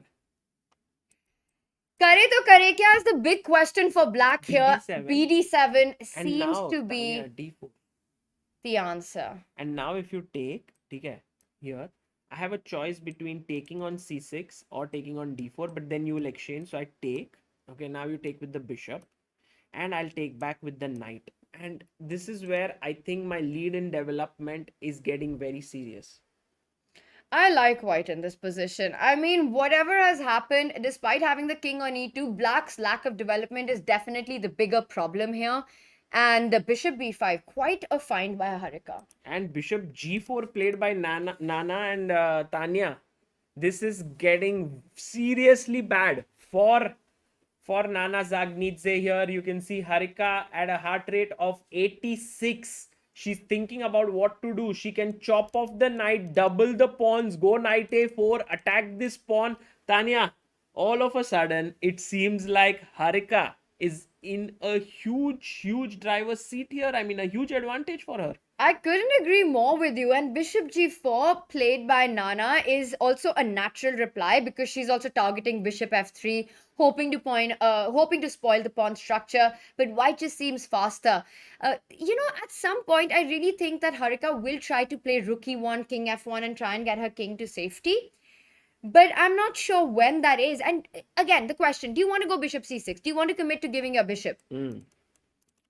I think I would. Because then I have these doubled pawns, long-term edge, and I'm that kind of a person who believes in long-term things. Bishop c, you do? Yeah. You don't have an issue with commitment. No, not You're like commitment. committing to giving your everything, yes. You're Just like you have a long-term ki soch. long-term vision. Vision. Yes, in everything. What about you? Well, why are you laughing? I'm just asking you. You've been playing chess for 25 years. Yeah, so when it comes to this position, 30 years, in fact. That's a long-term commitment to chess. It is. No, I'm all for the long term. But I feel in this particular position, I would be very tempted to not giving up this bishop at this moment. I feel like that is a long-term decision I don't want to take. I feel I'm more rational. What? To decide whether... What? Do you call me irrational? Do you think I'm more rational or you're more rational? Of course, me. What do you mean, of course, me? What is so of course about it? Because you are all the time like What? dancing and all and... Dancing is not irrational. Dancing, are you hating on dancing? No, I love it. Why would you call dancing irrational? People create things in the world. Rational people just follow the norm. One, you are not following the norm. Second, I think... But Harika took on c6. Oh, wow. Harika is all for the long term, all for the vision here. She goes for the trade. Sagar, you are absolutely on the money with that suggestion. B takes c6 played Tania. And now the question is, how does Harika continue next? Will she do this? Your plan of rook e1, king f1, king g1. I would be so tempted to do that. But you know what the problem with that plan is? The moment you go king f1, black has this queen jumping onto d3. And that is something that is exactly what Nana is hoping for. Right. So it's not so easy to get everything in life. Correct. Yeah, true. Okay. Harika and Nana are right now playing, and I think Harika has a clear edge. She can go knight a4, hit the c5 pawn. Can we quickly look at the game between Vaishali and Maria Muzichuk? Big game, Sagar. Big game and a big position here. I have to say, once again, I love Vaishali's position. And let's just do a bit of a breakdown here. Tanya. Can we have a symbol for breakdown? I like this, Okay. yeah. Let's have Tania's breakdown. Okay, so let's take a look at this position. Let's take all the factors in. It's equal material. That's obviously the first thing you look at. But then you look at the quality of the pieces and the pawns. Let's start with the pawns. White has this huge space advantage because white has managed to push them and yet keep the flexibility of opening up the position with ideas like d4, with ideas like b5, kicking out the knight. I have more space. I have a better pawn structure. What do you have with black? You have already doubled up a pawn on the e6, e5. Look at that g6, h6 weakness. It is going to come to haunt you at some point. Let's talk about king safety here. I've castled everything in place. King h7, a little vulnerable. Imagine when the position opens up, you're going to be biting the decision of going g6 and d4. As we mentioned, on the board, Vaishali on fire here. I absolutely love the way she's handled the opening. Her pieces are ready. Her position looks great. Space advantage, flexible pawn structure, king safety, all in Vaishali's favor. Cut. Amazing, Tanya. That was too good. But now she's taken on. Oh, that was the idea. An intermediate b5. Because if you had taken here, then knight takes b4 and black would have won a pawn. But Vaishali is like, I have everything sorted. Kicks the knight and next move c takes d4. And that was the whole thing. She could have gone b5 first, she could have gone d4 first, but I like that she kept the flexibility. Only if black recaptured, she wanted to advance with b5. So nice decision there. And it's also really important now, once the black knight goes, and I'm not sure where you want to go. a5, yeah? Tanya? I would not be surprised if we see knight d8 on the board because it will transfer to f7, closer to the king. Because Sagar, where is your knight going from a5? But Tanya, when you are all too close together, let's say there's this very nice cozy family, like all living together, right? But after c takes d4, the problem is that they're so cozy and so close to each other that they don't have space in life. And sometimes what you need is space, like white. Look at this. Everyone's giving each other space. There's a lot to do in the position. You can go rook c1. The queen can come out to b3, put pressure here. I think white is just killing it, right? Vaishali might just score another win. I am loving White's position and I am loving the analogy that you just gave as well. It's so true what you're saying. But that said, Sagar, I'm still tempted to not put my knight on the rim because knights on the rim Are grim. and dim. But also grim. I like that. Yeah, they are That's grim. very cool. They are very grim. So the problem with knight on a5 will be how if that family becomes too, we want space, and then one person just moves so far away from everything else with no future. And what is that person going to You have do? to trust that person to find a future. Like, for example, if the knight gets to c4 at some point, however, the knight on d2 is not going to allow it. So you're right. You don't want to let it go there. But we'll see by the way, she's not played it. In Maria's mind, all these stories going on, like, Yeah. should we go far from home? Should we come home? back? All these thoughts. And I think she's unable to make a decision. Chat, tell us what would you play? Would you play knight a5 here or would you play knight d8? The advantage of knight d8 is that you've got knight f7. The advantage of knight a5 is it feels at least more aggressive. And you're trying to get that knight into play.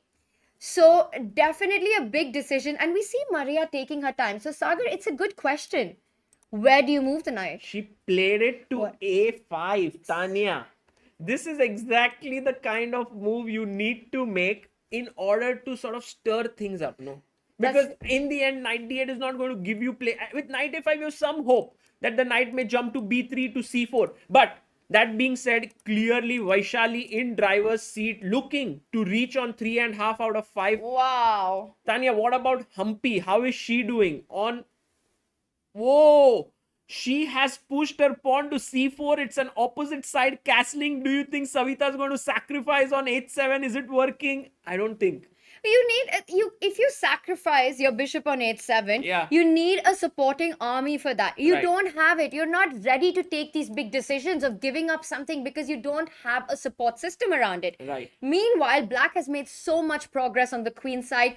c4, what black is really dreaming of after the bishop trade to advance the queen side pawns. It will be a roll down the board, b5, b4. I really like Hampi's position. Okay. With the black pieces, this is a dream position when you want to win. I think Hampi has just handled the opening much better than Savita and has got more things working for her, as Tania clearly and very rightly points out. b5, b4 is a huge threat. And if ever you go a3, then the bishop will sacrifice itself on a3, opening up the white king even further. So that seems like Hampi is going to have a clear edge here. But Sagar, this is such a crucial moment, and I want to bring everyone's attention to it. Savita Sri has made the move bishop f5. It is a really nice move, asking questions. Hampi needs to be careful here. How easy is it to take a decision to go bishop f5, open up the g file? Would you do it, Sagar? Yes, I I may not do it because I'm a little bit always looking for safety first approach.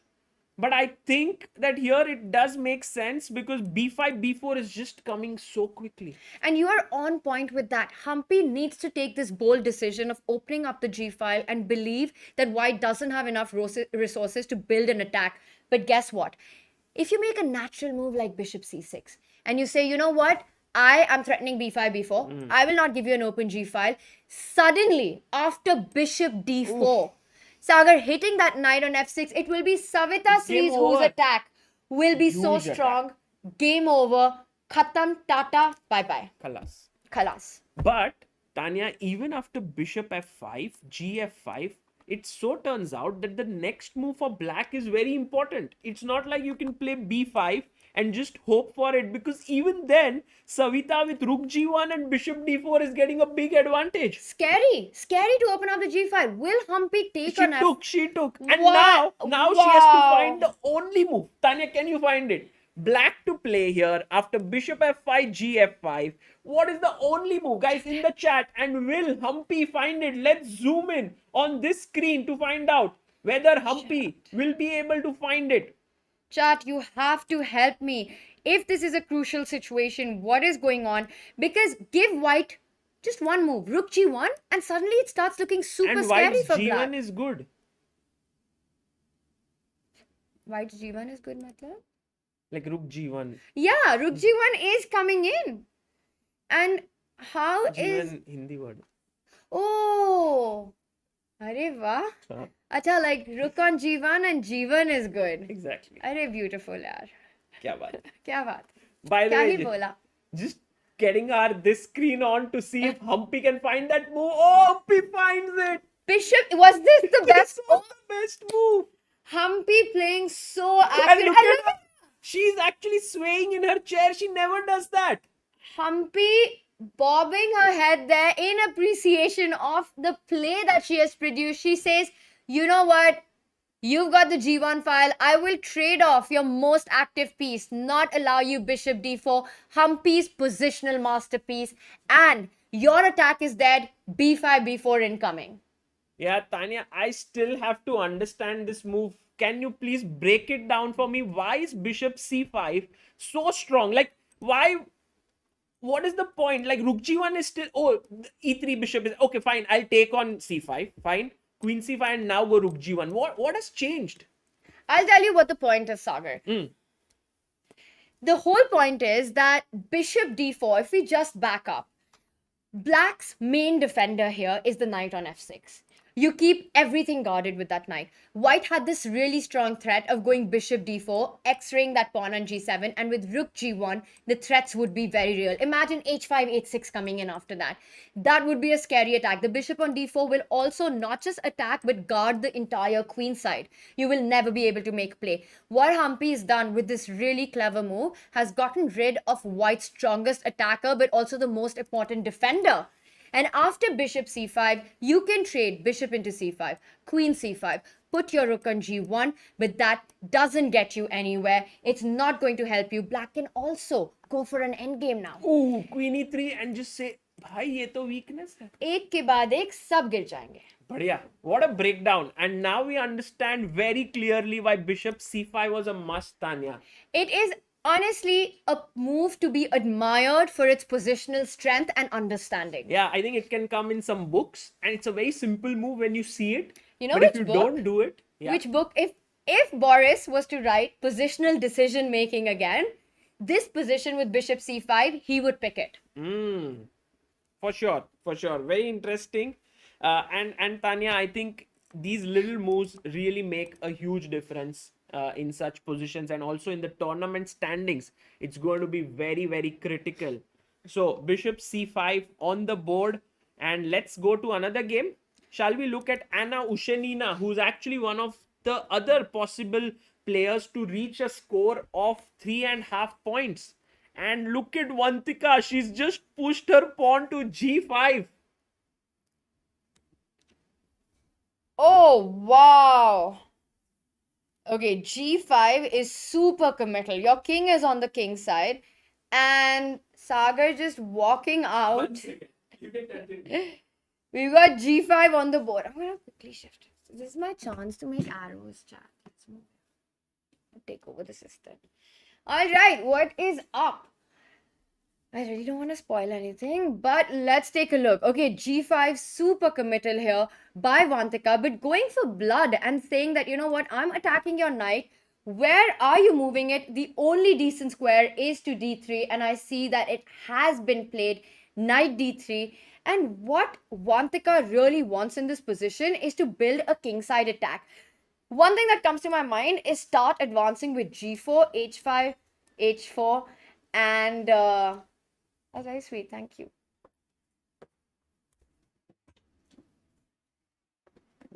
So I was saying, Sagar, that in this position with g5, Vantika is totally eyeing a kingside advance. She's gone knight d3, but will she go g4 next or not? I think she may. And this would be a huge attack. It seems like black's position is slightly weak here, but she goes g4. Wow. And it's a very weird kind of way to play as black. But if the knight will move away and maybe the other pawns will start rolling, Vantika might get a serious attack. And Tania, what is very nice to see is that our girls who are getting an opportunity to play in this tournament against the best in the world are not backing down from a fight. They are not like, oh, let me play positionally. Like, let's attack. Let's learn the most out of this. They're saying, you got one shot, one opportunity. Will you take it or will you let it go? By the way, chat is saying Tanya ko arrows banane do. मैं आई थी arrows बनाने. I was so excited about it, but we will keep the pursuit of drawing arrows on right now. Sagar, for me, the big life question. is all about drawing arrows, but yeah, because not they give always. you direction, na, But not, Sagar. not always do you get a chance to draw arrows. Sometimes you just have to see the arrows. You have to see. Yeah, it's like life is all about drawing arrows to get that direction, but sometimes you have to wait for that opportunity. You have to just see the opportunity and then grab it. So yeah, I will be back to the arrow drawing very soon, but right now, People are Sagar, saying Tanya cut a solid promo there. What did you say? I just went for like 1 minute. what did I do? Kya pata? Chat, what solid promo? Vantika, just one thing I want to say before that. Before we, Vantika, because her name is Vantika. Okay. one thing before I want to say before. Vantika. Okay. Huh. Oh, nice. So before we move on from this one, for me, what's really amazing to see is that Vantika has been able to keep herself psychologically strong after what happened in the previous game. That time loss in a clearly better, well, potentially winning endgame is not an easy thing to do. And she's going for an aggressive play with the black pieces. Sagar, we will come back to this, but let's go back to the Harika. Can I add one thing? Here, one thing. Yesterday, I met Vantika's mother and her at the buffet. And she has an exam right after this tournament ends. She has to study a lot and she is under a lot of pressure also off the board. But it's really commendable that the girl prepares all the while here for chess. She's not studying because she wants to do well here. And then on her way back in the flight, she will study for her exams and next day she'll appear for it. Crazy, huh? Crazy. And we think we are working hard here. Guys, this is an 18-year-old girl, 19-year-old girl who's just completely trying to excel at everything she does.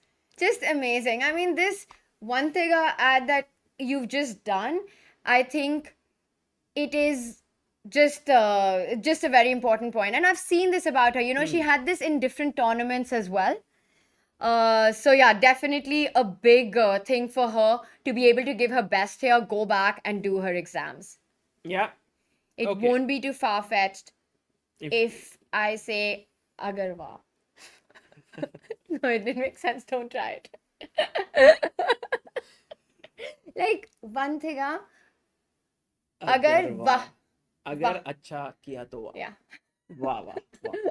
चलो next game पे चलते हैं. Let's go to the game of Harika versus Nana. अरे क्या बात है Tania. We both thought the same. I love still Harika's position. Evans D'Souza sent सागर ने 200 rupees. Super chat का रंग देखते ही क्या पोजीशन है? इवान अरे वो ऐसे अट्रैक्ट द येलो कलर कभी आया नहीं. Like no super chat since morning. I was like, oh nice.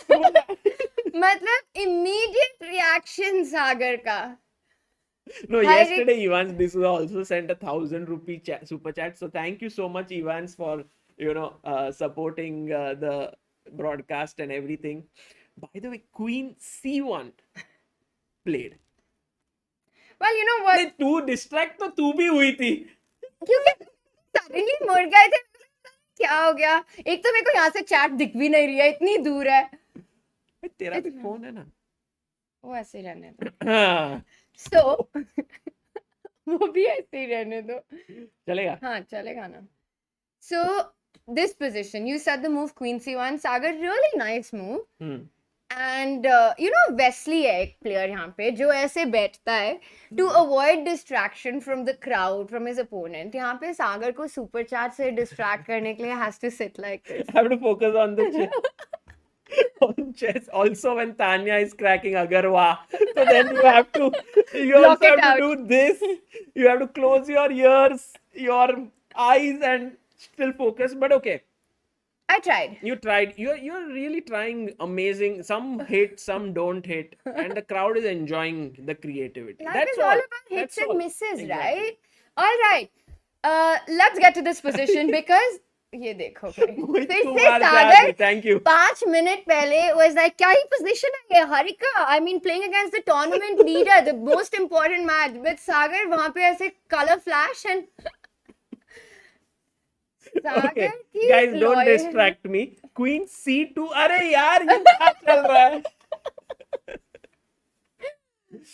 Okay, so the idea is to triple on the C file. But Tanya, my Is question your to you. favorite song क्यों पैसा पैसा करती है तू पैसे पे क्यों Is that your favorite No. song? Are you sure? My favorite song is Shatranj Ka Kamal. I want to see chess. पैसे का धमाल. It's a really great song. I like it too. Okay, Tanya, coming Tanya, back to the Queen E3 and Rook C1. How are you going to prevent me from winning that C5 pawn? Oh, she takes. I like it because we've been talking But about why this at did, some why did point. Harika have to play H3? Like, couldn't she go Queen E3? Couldn't she go Rook C1? Like, what was the need to clarify the situation there? Because Harika wants to open up the G file 1, and second, she will go Queen E3. But I'll tell you what Black wants now. Black has a weakness on C5. Chat, White has a weakness on D3. You know what? Nana's going to say, I have castled. I'm going to put my rook on D8. You will never be able to capture on C5. Why If you not? go rook C1, my queen. Oh, दूर की सोच. this way. Are. And suddenly all the weaknesses come to play.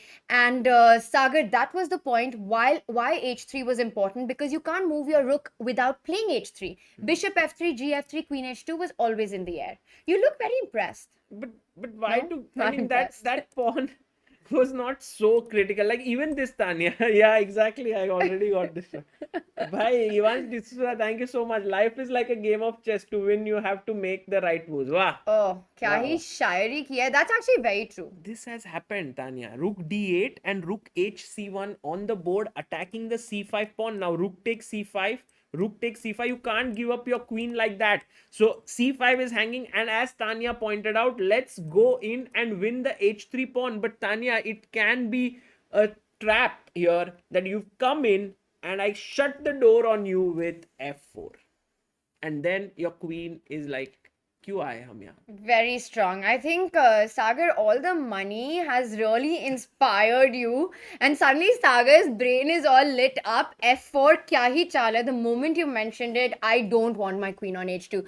Because, yeah, we have it on our screen. What is the future of this alone queen there?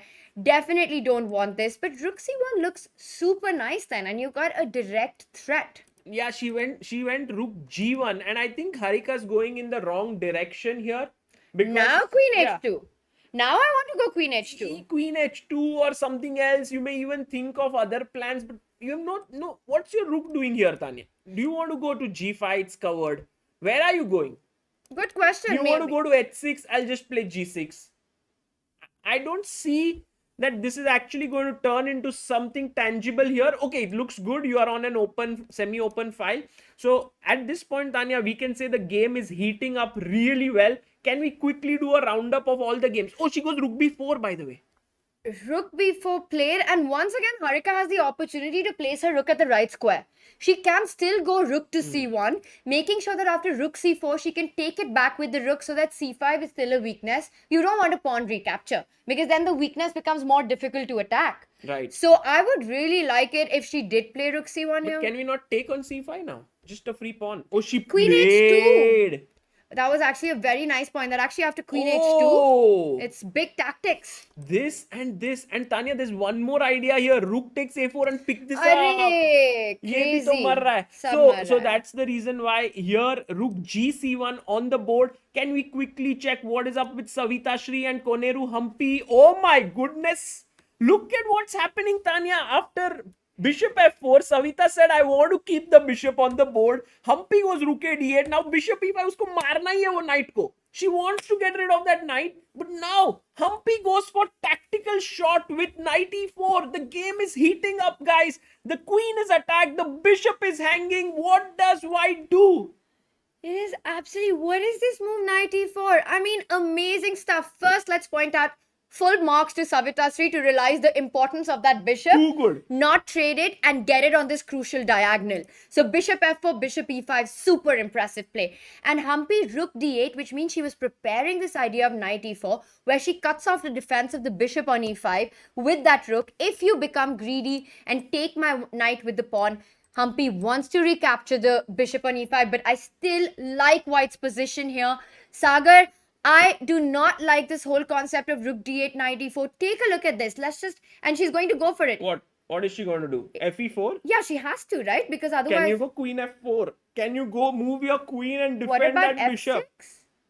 She takes with the knight. Also a really nice move, Yeah, because nice move. I like knight e4. What is your response to it? If you take with the pawn, I now go queen f4. Ah. I have my bishop on e5. This is my piece. Remember, the piece that defends and attacks. It's a multi-purpose piece. Okay. Remember the piece that defends black's position, the knight on f6. It's gone. So it's all about the right trades for white. Savita Sri has turned this around. I really like how you say Shri and Sri. Very nice. Like What? you say it very well, Savita Shri, and it's actually maybe the right pronunciation. I always say Shri, but it's not like as classy as Shri. I did. Okay, we will confirm with Savita Sri how it is done. But right now, she has got these last few moves on point. I am so impressed with Hampi Bishop has F4. 25 seconds, and what is her heart rate like? Guys, maybe we can have that on the screen if it's working. She takes with the pawn, her queen is attacked, queen moves to f. What? No, g5, she plays what? But queen is defending d8. She missed. She missed that the rook on d8 is not hanging. She can't take rook d5 and then there's a queen on d8. What? Look at Hampi. She's fully shocked. This a blunder or what? Tanya, did that happen? My God! And she picks it down. She picks it. She takes it. Because Savita Sri missed that the queen on a5 is defending the rook on d8, Sagar. And if you don't have any way, bishop f8 will defend g7. Oh, What a huge blunder. Oh, What a my huge blunder God. there. She would have been better with queen f4. Instead, she blundered. She thought that the rook is hanging on d8. Tanya, as you were sorry. so quick to understand, this is hanging, but the queen was defending it. Insane there. I am in shock. I mean, amazing few moves by Savita playing this bishop f4, bishop e5. You know, knight e4, she finds this idea of knight e4. All she had to do was go queen f4 and start building an attack with f6, rook g1. Hampi was in big trouble. But it was this momentarily blindness. And look at Hampi's heart rate, 114. Savita is at 100. This is game over now. Yeah, Savita is just thinking like, Producer what did I Ji, just do? let's focus on the player. Let's get a full screen view of Hampi and of Savita. It is just such a turnaround moment here. Yeah, Hampi knows that she's got the point now, Tanya. Are we That's it. expecting a resignation? I guess so. I guess this is very likely to happen, that Savita is now just, there's that moment of time where you are just cursing yourself. Why did I play this? Why did I do this? Well, Savita, she makes a move, Sagar, and she's gone for taking She on had e4. such a chance there. But okay, let's quickly go and check the other games. Harika versus Nana Zagnidze. We are into a rook end game where Harika is not a pawn up. She, I thought she was a pawn up, but she has the weaknesses to attack on a7 and c6. Slightly better end game, but very likely that this might end in a draw. Tanya, do you think so? You know the reason that Ooh, rook a6. that you felt it was a pawn up, because it might very well be. Black never wants to go into a passive Rook defense with rook c7 means c7. king d4, king c5. Exactly. So, which is the big question now? The only thing is that, you've got c5 here. Rook Yeah. c7 is not the only move, but you definitely have to be careful of not allowing white's king after c5. But white can continue pursuing it. So, Sagar, maybe that was a future Shah moment, and actually Harika might end up being a pawn up here. Let's see if that happens. Can we quickly also check the game of Anna Ushenina and see what is up with her, because she has a chance. And Wow, look at what she's done exactly what we had predicted. She has advanced those pawns all the way down to the board. Our Evalbar says, what are you doing, Vantika? yeah, I think this one maybe a little too ambitious, over ambitious there, and Vantika's moves have been taken advantage of by Ushenina. She's played really well. She's kept her calm, and one thing that should not be missed, Tanya, is that white is a pawn up. Very importantly, in this position, white is a very crucial Healthy pawn up, yeah. because it is always threatening the knight jumping from e4 to d6. So your knight on f5 will forever be, stuck there, trying to make sure that doesn't happen. Meanwhile, it looks a little scary on king side, but it's actually the black king Yeah, that's under fire here. correct. So that's, I think, Over ambitious play here by one. Look at Vantika's focus there. That was a very nice angle that we had of Vantika. And what about our one more board where we have to see, which is Oliwia Kiolbasa versus Anna Muzichuk? It seems like Oliwia Kiolbasa might beat. Sagar, I think we have the last few moments of the Hampi game. Maybe let's Let's go see to that, Hampi. because I see that black has a full rook right now. And this is just, I think, is it over already? Oh yes, it's resigned. She's resigned here, Savita. So Hampi has got that full point in.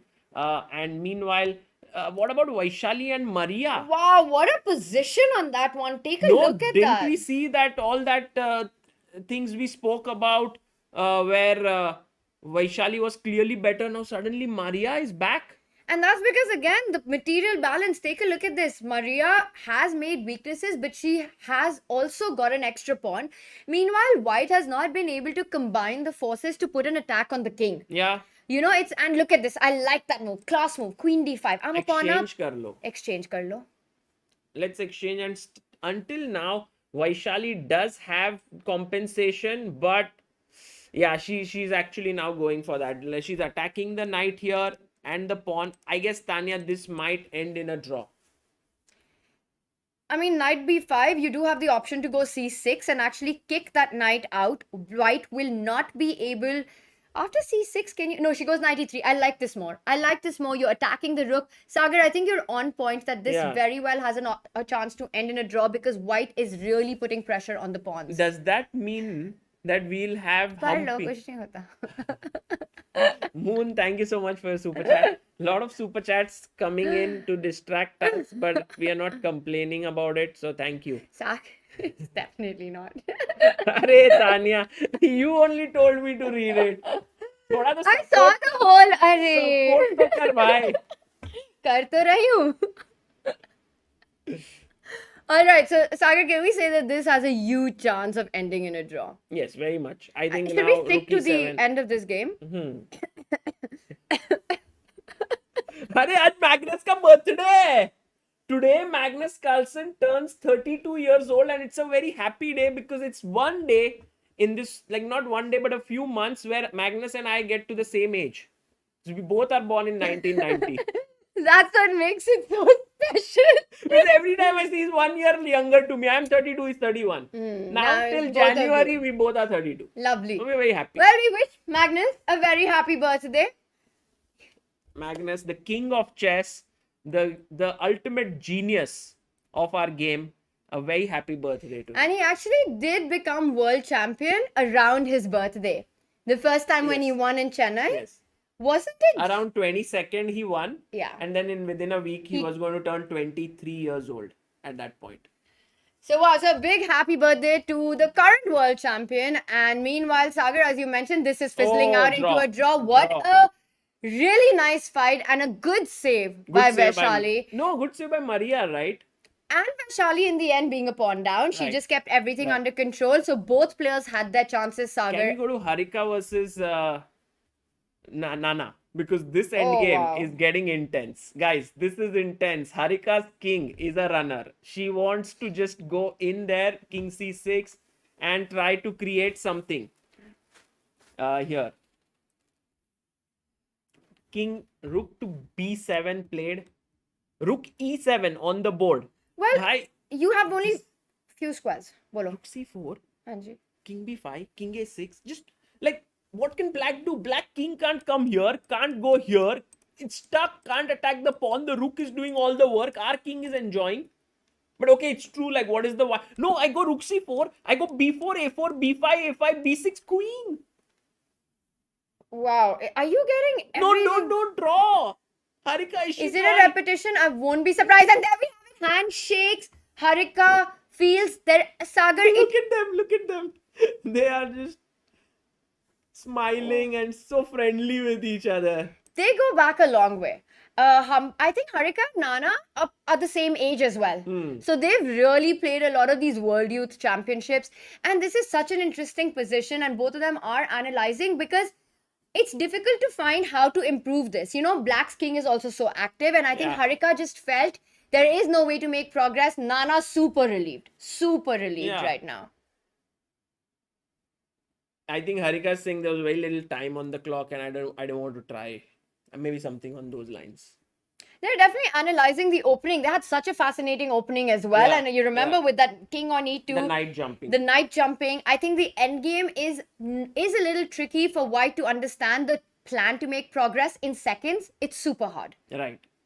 And there we have it. With that, Harika Nana drew that Oh, game. Maybe we can go to Anna versus Oliwia Kiolbasa, because that game is heating up. Wow, look at first.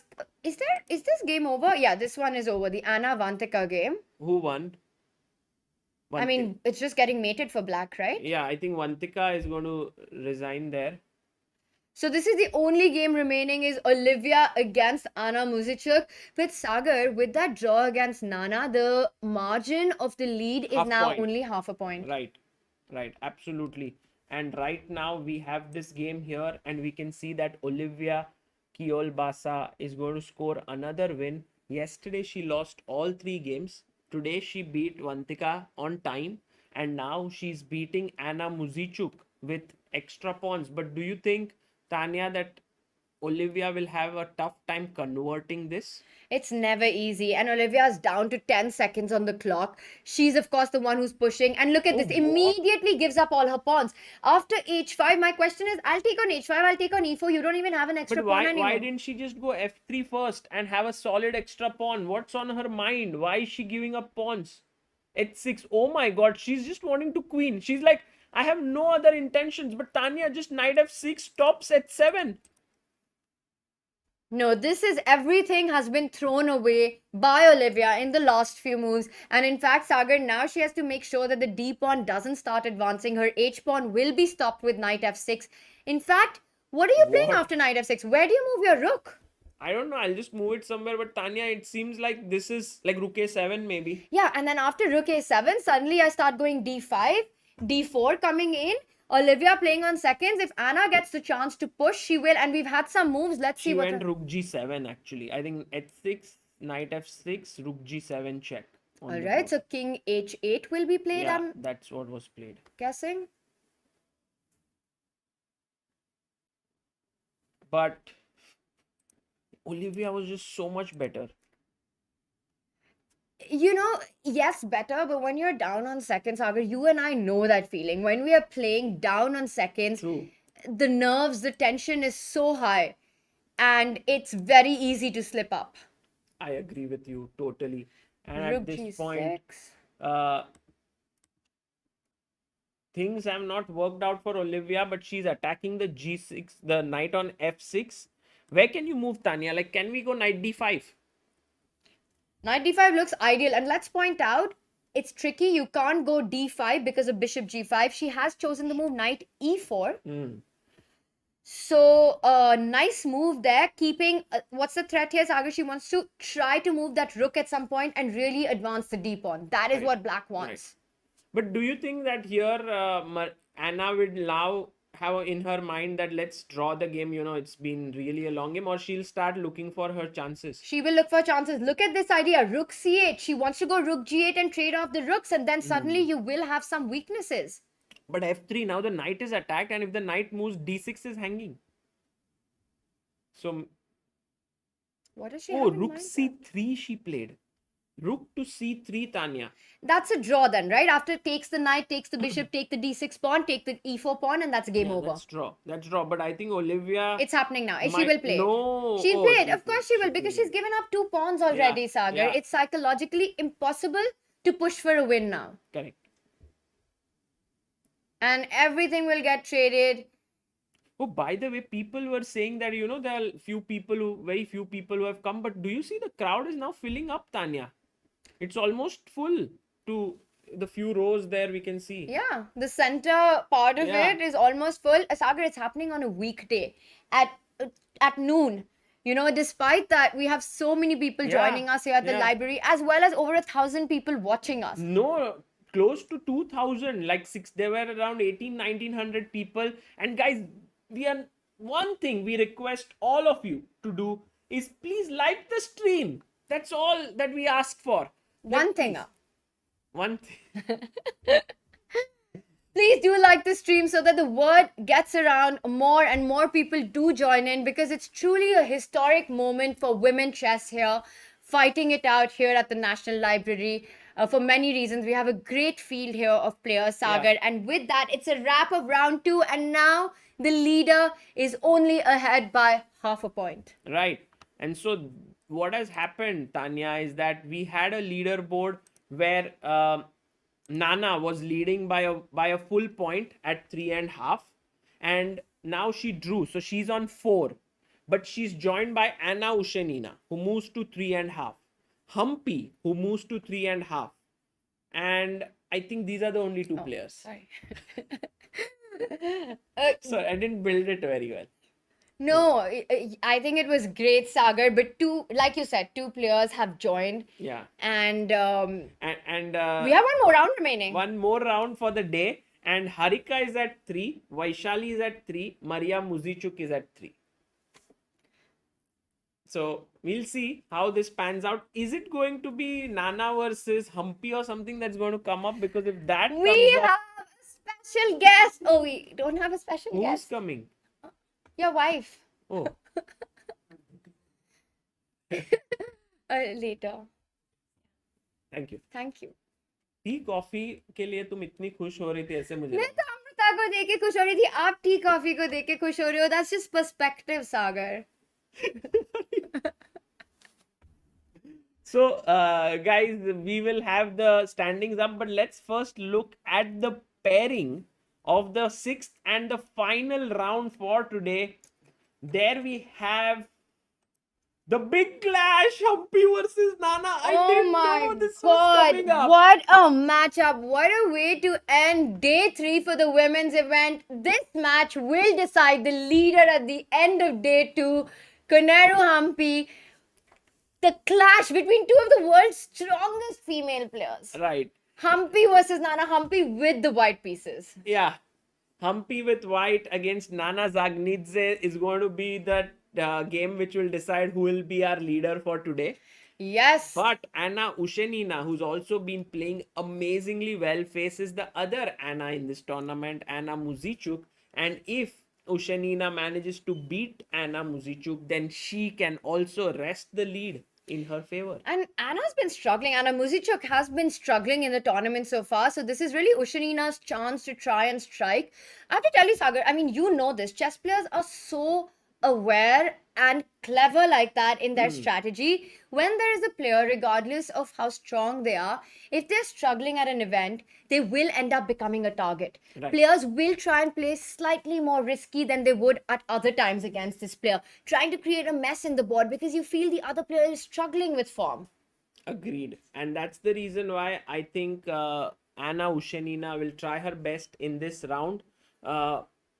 The other game to actually watch out for is Oliwia Kiolbasa versus Maria Muzichuk, because Oliwia right now doing pretty decently. She has 1.5 points out of 2 today. And Savita versus Vaishali, these two young girls. Do you know that Vaishali actually traveled here with Savita and Savita's father? So in a way, they are like been together, they eat together, they are here doing things together, and now they have to fight each other. Yeah, it makes it so much fun. And they're also both from Vaka, from the Westbridge Anand the Academy. Vaka clash. Yes, it is the Vaka clash, the clash of friends.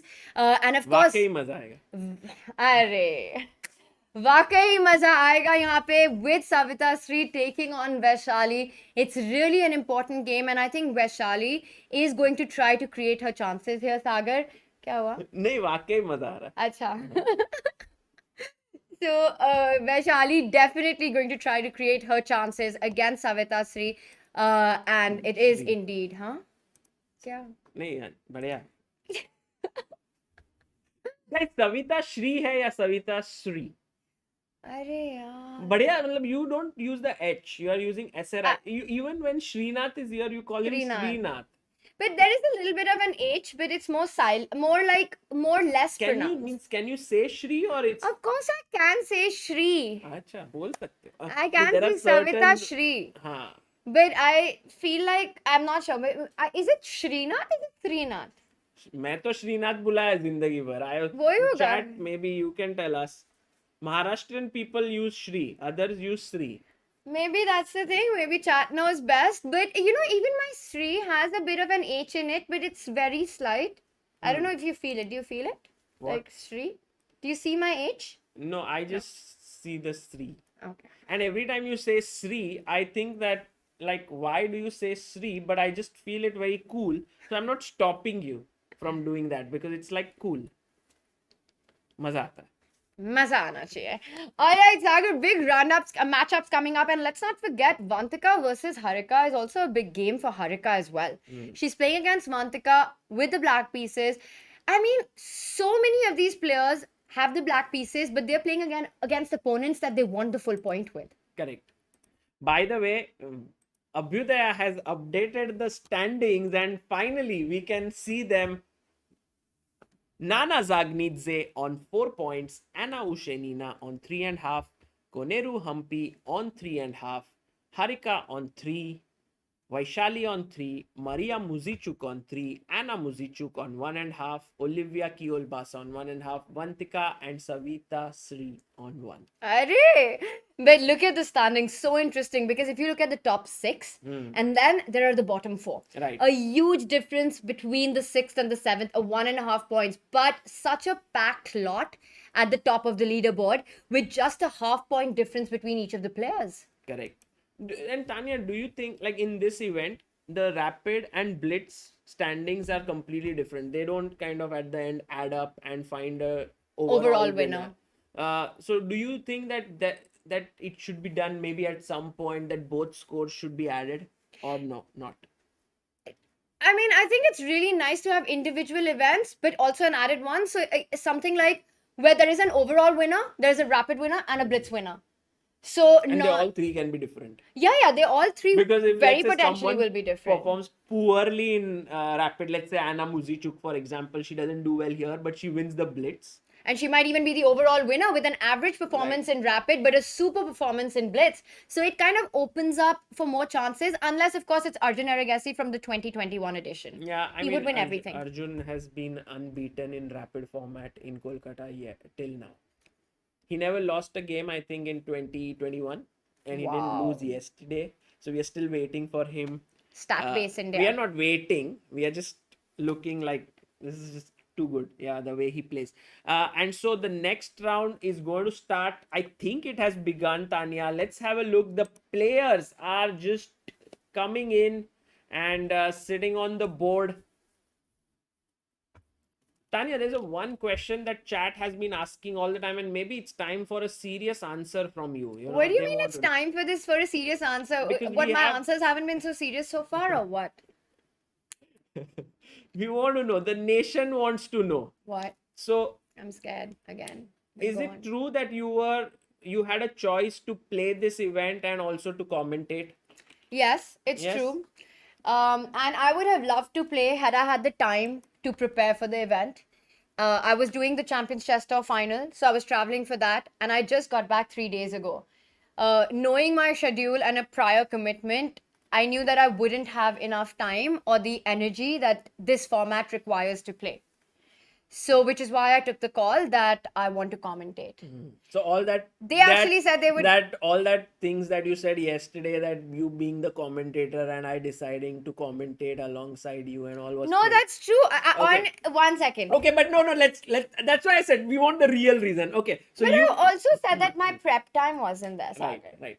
So the question now is, Tania, are you missing playing out there? No, I'm having like a great time here with you. We want the And with real chat. answer. You know, when you see as a player, when you're actively playing, when you do see action on, वो थोड़ा दिल में लगता है. लग रहा है ना? थोड़ा लगता तो है. तो लगेगा. थोड़ा लगता है. But honestly, I'm not kidding about this. That it's just, I'm so also enjoying doing this, calling out the action alongside you and chat. I just feel like it's so much fun to watch, and definitely I know right now I don't have the energy to play. So I'm very aware of that. I don't, after my travel, I'm not prepared, neither do I have the energy to play. So this is perfect. This is good. It's super good. Fantastic. So guys, there you have it. Tania was invited to play here, and a lot of people have been asking about it, that Tania, why are you not playing there? You know, why are you commentating? And this is the reason, that she took a choice, she took a decision based on her commitments and schedule, and of course somewhere she Wanted knew- to commentate with Sagar. very small reason, but yeah, she's, and I think we are having a great time here, and So I'm so much glad that fun. Tania, you decided to commentate. But of course, we would love at some point to see you in action as well. Maybe next year. You know, I just feel, Sagar, like you and I have sort of grown up play, and I think we just have a few seconds and we'll finish Yeah. this talk soon. You know, we've grown up playing, actually, Amrita, you and I, and now we're doing these so many different things as well. So for me, this is also really nice to be on this kind of an alternative journey with you and Amrita, and to experience this as well. So this is the one tournament where it's a big possibility. And you are like this huge part of Tata Steel Chess India, because I think since it began, you've been always the host of the opening ceremony, the closing ceremony, the commentator. I think you have been commented in all the editions. In all of them, I was doing it with Lawrence the first time. You know, the second was the GCT event, so that was Where with you the, were interviewing all the players here. the Grand Chess Tour, where they had the main commentators in St. Louis, and I was there on site. And then last year we did it together, which was so much fun. And now this year we are back. This tournament is very close to my heart. But yeah, and actually I can tell you guys that Tania is a very integral part of this event, and everyone just loves having her here in the opening ceremony. You can see it. All the organizers, everyone just enjoyed so much. And Tania, we have d4, knight f6, c4, e6, and knight f3. We have the Queen's Indian on the board. We don't see it often, because these days everyone plays it so safe and goes for the Queen's Gambit declined with d5. But Nana Zagnidze says, I'm going b6. But will Hampi play some Gambit-like line? I keep repeating this. Nana avoids mainline theory. She avoids trendy things. She's not a theoretician. She just wants a game and fight. you'll find a long game every time with her. That is her forte. Right. So b6, bishop a6, it's not the most trendy way to play these days. But again, you're trying to catch your opponent off guard, because you're expecting, you know what? Because it's not trendy, you're not prepared in this. Right. And you know, I was expecting that maybe Hampi will go for this pawn sacrifice line. Guys, just try to study it whenever you have free time. c5, d5, takes, knight d5. This is a very interesting line, but Hampi decides to play it solid and goes for the move b3. And then comes bishop b4 check, and I am assuming she'll go bishop d2 here. That is the main line. I am expecting that as well, and we're seeing it on the board. And let me just explain to you the ideas of this position. You want to go bishop d2, black falls back with the bishop. Eventually, white will play bishop to c3. Put this bishop, actually probably on the next move itself, put this bishop on the long diagonal. You might say, why has black wasted a move? Actually, what black has done is made white waste a move in the pursuit of landing on this diagonal. What white will eventually do is put the bishop on c3. Hampi choosing an alternative Which is way. also possible. Knight c3, this once again is not topical. It's not the most trendy way to play, but what Hampi wants is not on the diagonal, but to go e4 as soon as possible. Right, and I think Nana might stop it with d5 on this move, because if she castles e4, already these positions are very dangerous. There is a line d5, cd, ed, e5. You don't want that. Yeah, it's not so good, but there are games which are in this line. White parks his king on g2 and it can get risky. So let's see what Nana decides, Tania. Whether she will go d5 or she'll let Hampi go e4. I think Nana will want to play d5. She doesn't want to give so much space. And you see, once again, Nana's gone into a think early on. Yeah. She's not, openings are not something, and I know her. I don't even think she spends that much time preparing openings for these games. For her, it's about being fresh for the games. Because she wants It's a a long. trade-off. It's a trade-off. Like, people always think that a player should have energy, they should be well prepared, they should have all the abilities in the world and so on. But guys, every time a player comes to a tournament, it's a trade-off between keeping the energy on the board or coming well prepared to the game. And I think a few players choose preparation because they feel confident. A few players just choose to take rest and come all out with their energy on the board. And I think, Tania, you are? I think I want to prepare. I would try to definitely be more aware of what the openings would be like. I think in general, for me, that works better. But like you said, it's all about a question of approach, Sagar. And in this format, especially, energy matters a lot. A lot. Also, how many rounds are you going to prepare for? You may prepare for the first round of the day, which makes a lot of sense, which I think everyone does. But then you're just like, we see how that goes. We need to keep our energy for the game. And they might just prepare for the very beginning of the start of the day. Right, but I think here it's a little easier to prepare because you have the pairings out on day one itself. So maybe people do come prepared for all three games. But yeah, what's happening in other games, Tania? Which one is the most interesting? Should we go to Savita Sri's game?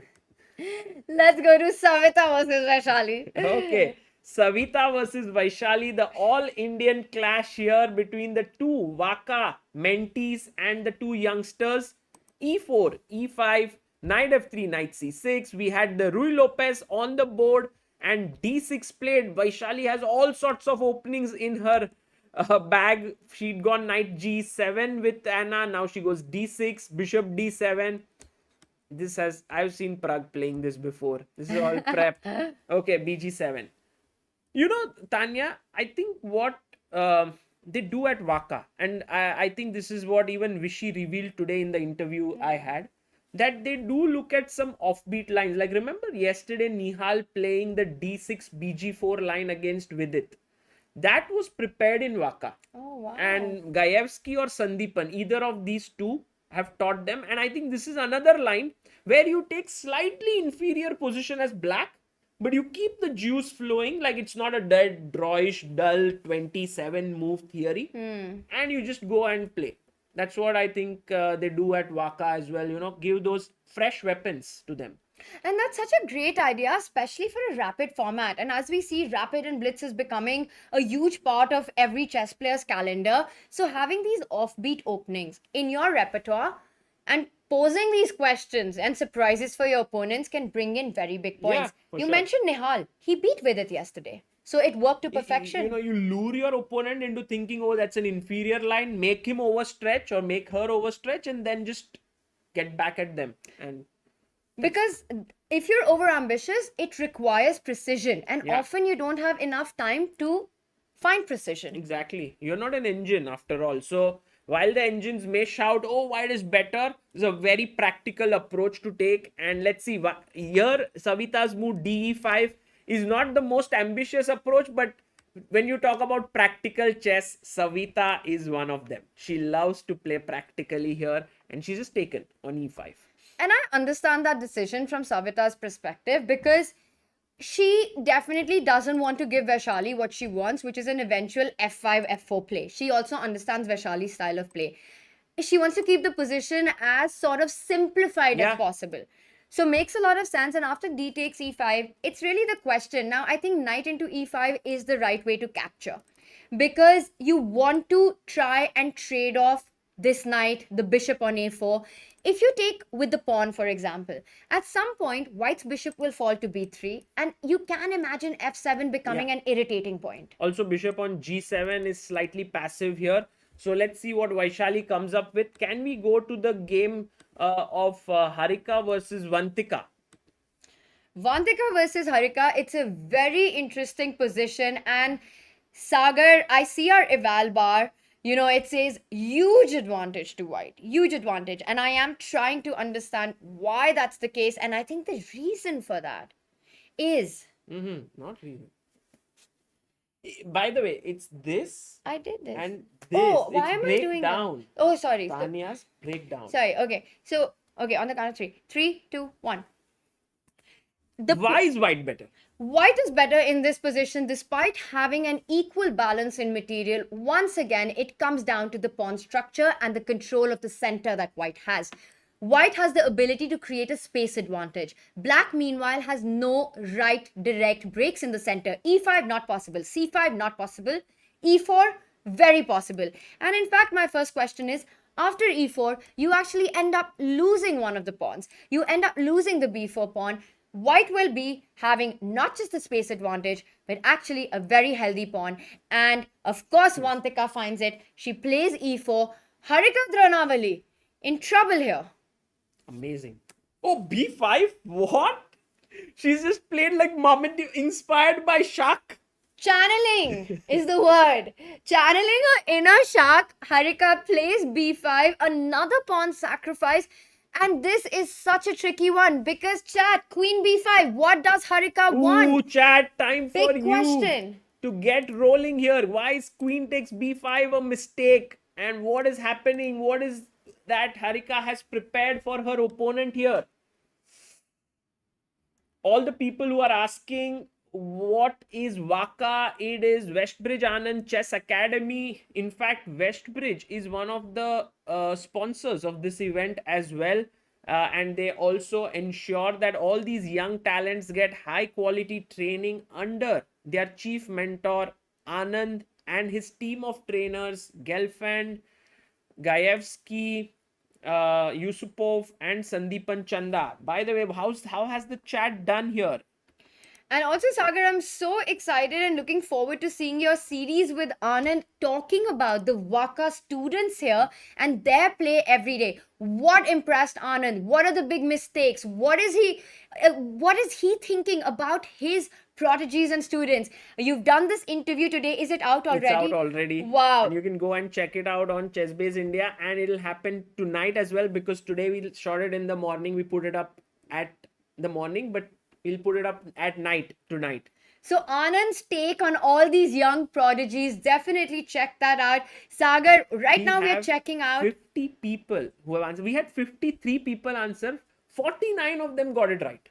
Isn't that insane? That is amazing. That is just too Bishop good, guys. A6, chat on point, taking advantage of this. Is it a skewer? Is that how we say it? Yeah. It's a skewer. Taking advantage of the skewer of the queen and the rook, and this would be bad news for black. So queen into b5 is not what Vantika will go for, but Vantika is definitely taken aback with this move b5. Yes, I think what happens, Tanya, is that Harika is known for her solid play. So whenever she makes a move like b5, people can get really scared because she generally doesn't do it. It's like, you know, those people who never get angry, but when they do get angry, The world falls apart. Yeah, everyone's afraid of them. Terrified. Like those who get angry every single day, we don't care about their anger.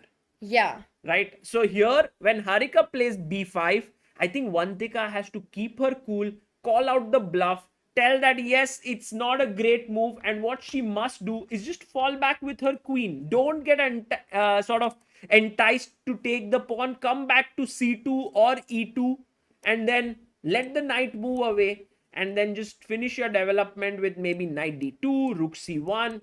I think white is better. And she listens to you, Sagar. She has found the way. She's saying, I will not accept the pawn. She goes Yes, queen c2. material balance is still there. But with b5, Harika has created long-term weaknesses in her structure. Look at it. Ugly holes across the board on the queen side.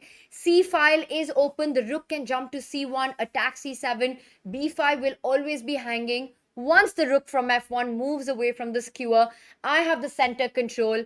If I don't fall for your trap, I'm better long term. Correct. I agree with you, Tanya. And this looks really good for Vantika. But the difficulty will be to convert it. Just like how Savita Shri got an advantage with Hampi and blundered at the end. Let's see if Vantika manages to sort of carry this forward and convert it. I think, Tanya, that's the toughest part, right?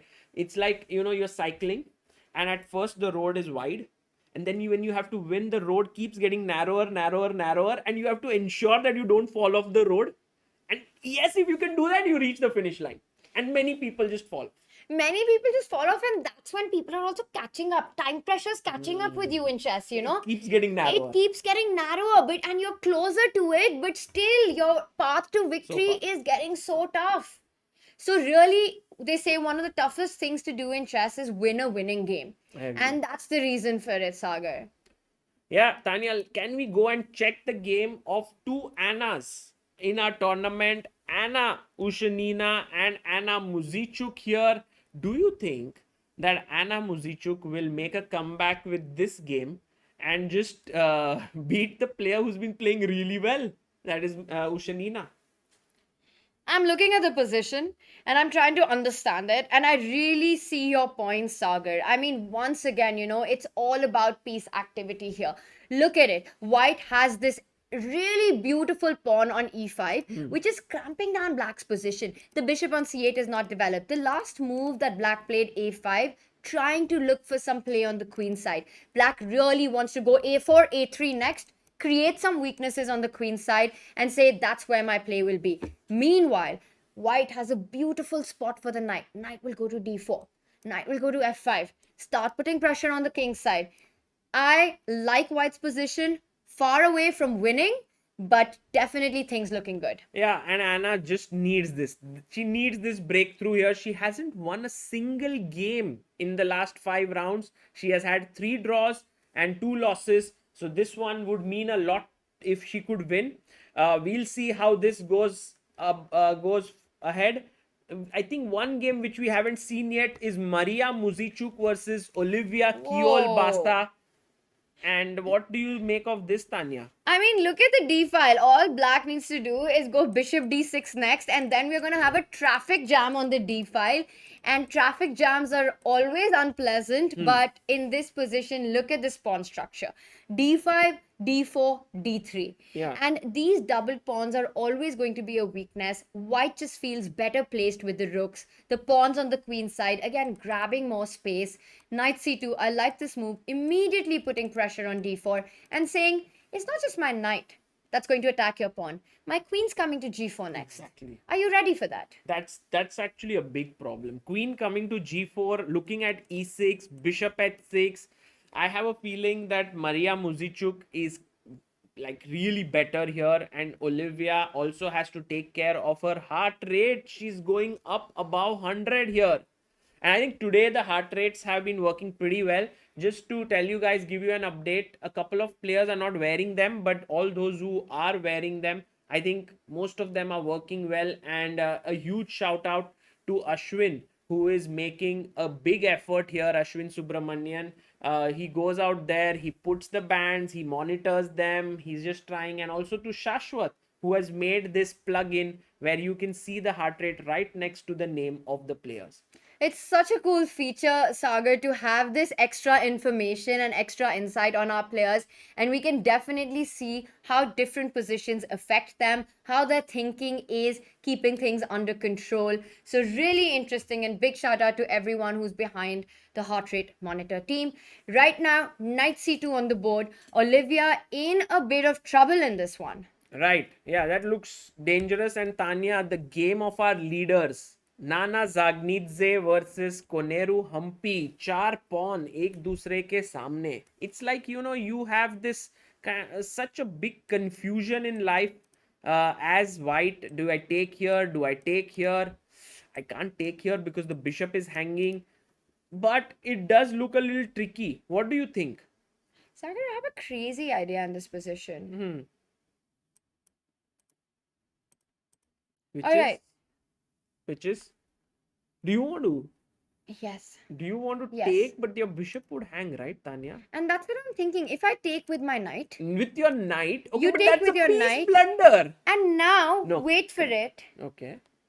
bishop e4, Oh my goodness. pinning that knight, but you have bishop b7 here. No, if you go there, then I can take. but then No, you take there's back no- with the pawn. What about knight c7? Because I want to keep my edge. Because if Yeah. you take here, I'll take with the knight. No, this is complex. And even though that position, I'm not sure because you're really behind development. But yeah, this might not happen. I don't believe knight into d5. What? Tanya, Am I missing still something? Go on. Don't take the material. Keep going. I'm a materialistic girl. Really? You want me to... Yesterday you gave me Because- this huge lecture about how not to be materialistic. Well, I'm a piece down here, but I get it. You're right, Sagar. I see what your point is, that the rook on 8 is trapped forever. I need to be materialistic. In fact, on the contrary, I need to be super materialistic. Yes. And you have to be materialistic by not being materialistic, not trying to cash in too soon. I have to be materialistic, but long-term Long-term, materialistic. huge. Huge. I have to look for the big wins. Yes. And the big wins here can be, I see your knight on c7, a defender to the rook on 8. I need to get rid of it. I go bishop f4. And you want to take this and then take this. But Tanya, what if I just block your bishop? You are relentless. Yeah, I just don't want you to win material. This is a crazy line. Crazy stuff. Crazy The big line. question is, Sagar, tell us if there is a continuation here. Take here and not me. This is the engine telling me bishop takes f4 is kind of forced. Otherwise, you lose this bishop. So after taking this, you take here, and then g takes f4. And believe it or not, this position is actually better for white. Clearly better. I don't know. It's like you go long castle, knight g5. And these pieces are all sort of This Boxes. is so crazy. But the big question is, because it also feels like a computer line and it's so difficult to find it. But it's really all about that. It's like when you have, let's say you have a business plan, okay? Yeah. You have a business going and you're doing really well. And you've just started up. It's a startup. You're 1 year into it, but you're making profits. And then somebody comes and you're like, you know what? I want to buy over. invest. Yeah? I want to invest. buy, No, buy. I want to buy over. Acha, kharidi. I'm buying over. I'm giving you this much money. You can exit. You make money. And you're like, you can be at that moment thinking, I take this money, I make money, and I exit. Or you can be like, na na na na na re na re na. And instead, you say, not right now. I will continue building this and I will make that money on my terms later on. Oh, okay, that's where you're saying that don't go and take on. Oh my God, that was just too deep, Tanya, too deep. Couldn't So- understand at first, and that was So Nana needs to rely, or Hampi in this Hampi. case. No, but in this case, Hampi's been thinking for 6 minutes, She's looking at and it. she's looking at all these stuff. Does she? No, now she must go She in. has to go in and continue building the Oh, she business. She She takes finds it. it. She She says, takes it. big question, will she find bishop f4? Will she go for the long-term return and keep building that pressure, keep building that business and say, Exactly. Nana, I will win material on my terms. Yeah. Nana, no investment. Nana. No takeover. No takeover by Nana. Nana. Nana. Nana, no takeover. But Hampi. Takeover, she Nana. Takes, she takes. She has She to takes. take, but bishop e4 has to be bishop. played. But She plays plays it. it. She took Plays 6 it. minutes, calculated Plays it. everything. Bishop e4 on the board chat. Now, will she play knight c7 or will she play bishop b7? Because bishop b7 is also very human. Yeah, bhai, knight c7 खेलना चाहिए Nana ने, because then she's actually questioning Hampi. If she goes bishop b7, that's more like, okay, fine, cd5. I mean, Hampi can even do, oh no, this f5 is there. So you have to take with the bishop here. Because if you take with the pawn, Tania, f5, bishop moves, queen jumps in, this is big trouble. Wow, what a move f5. Yeah, so you must play bishop b7, bishop d5, and I don't think Nana would like to go into such a position. No. So she might be thinking very seriously about knight c7. Now it's her time to think. And Nana's taking her time. This is a big moment which will decide the who gets the advantage out of Oh, the she opening. plays, she plays. Knight c7 on the board, chat. She This is plays. the moment of truth. Guys. Sagar, will Hampi cash in with bishop 8 or will she No. build the business with bishop f4? Business OP, guys. Business banana hai, dosto. Bishop f4 if Hampi finds, I will go crazy. Because I wanna see bishop that. a8 is like a normal human move. You're getting something, take it. But then what happens, Tanya, is that you will be left with a very powerful bishop on and weak light squares for white. So I think Hampi will know, let's not go for this. Producer G, can we have a full screen mode of Hampi and Nana right now? Hampi's about to make her move. Will she find bishop f4? And also, Sagar, I think it's important for her to use this time to make this move. Any other, well, slow move and black can finish development with short castle, knight Yeah. d7. Yeah. Problem solved. Bishop f4, and look at Hampi there. She is tensed, but she's also swaying. Her heart rate is 113 right now. And what's her clock situation? Clock is, she's taken a lot of time, She's down Sagar. to 3 minutes. 3 minutes for Hampi only, guys. She's thinking for her move. Let me also get a chessboard for you so that you can see what is happening on the board here.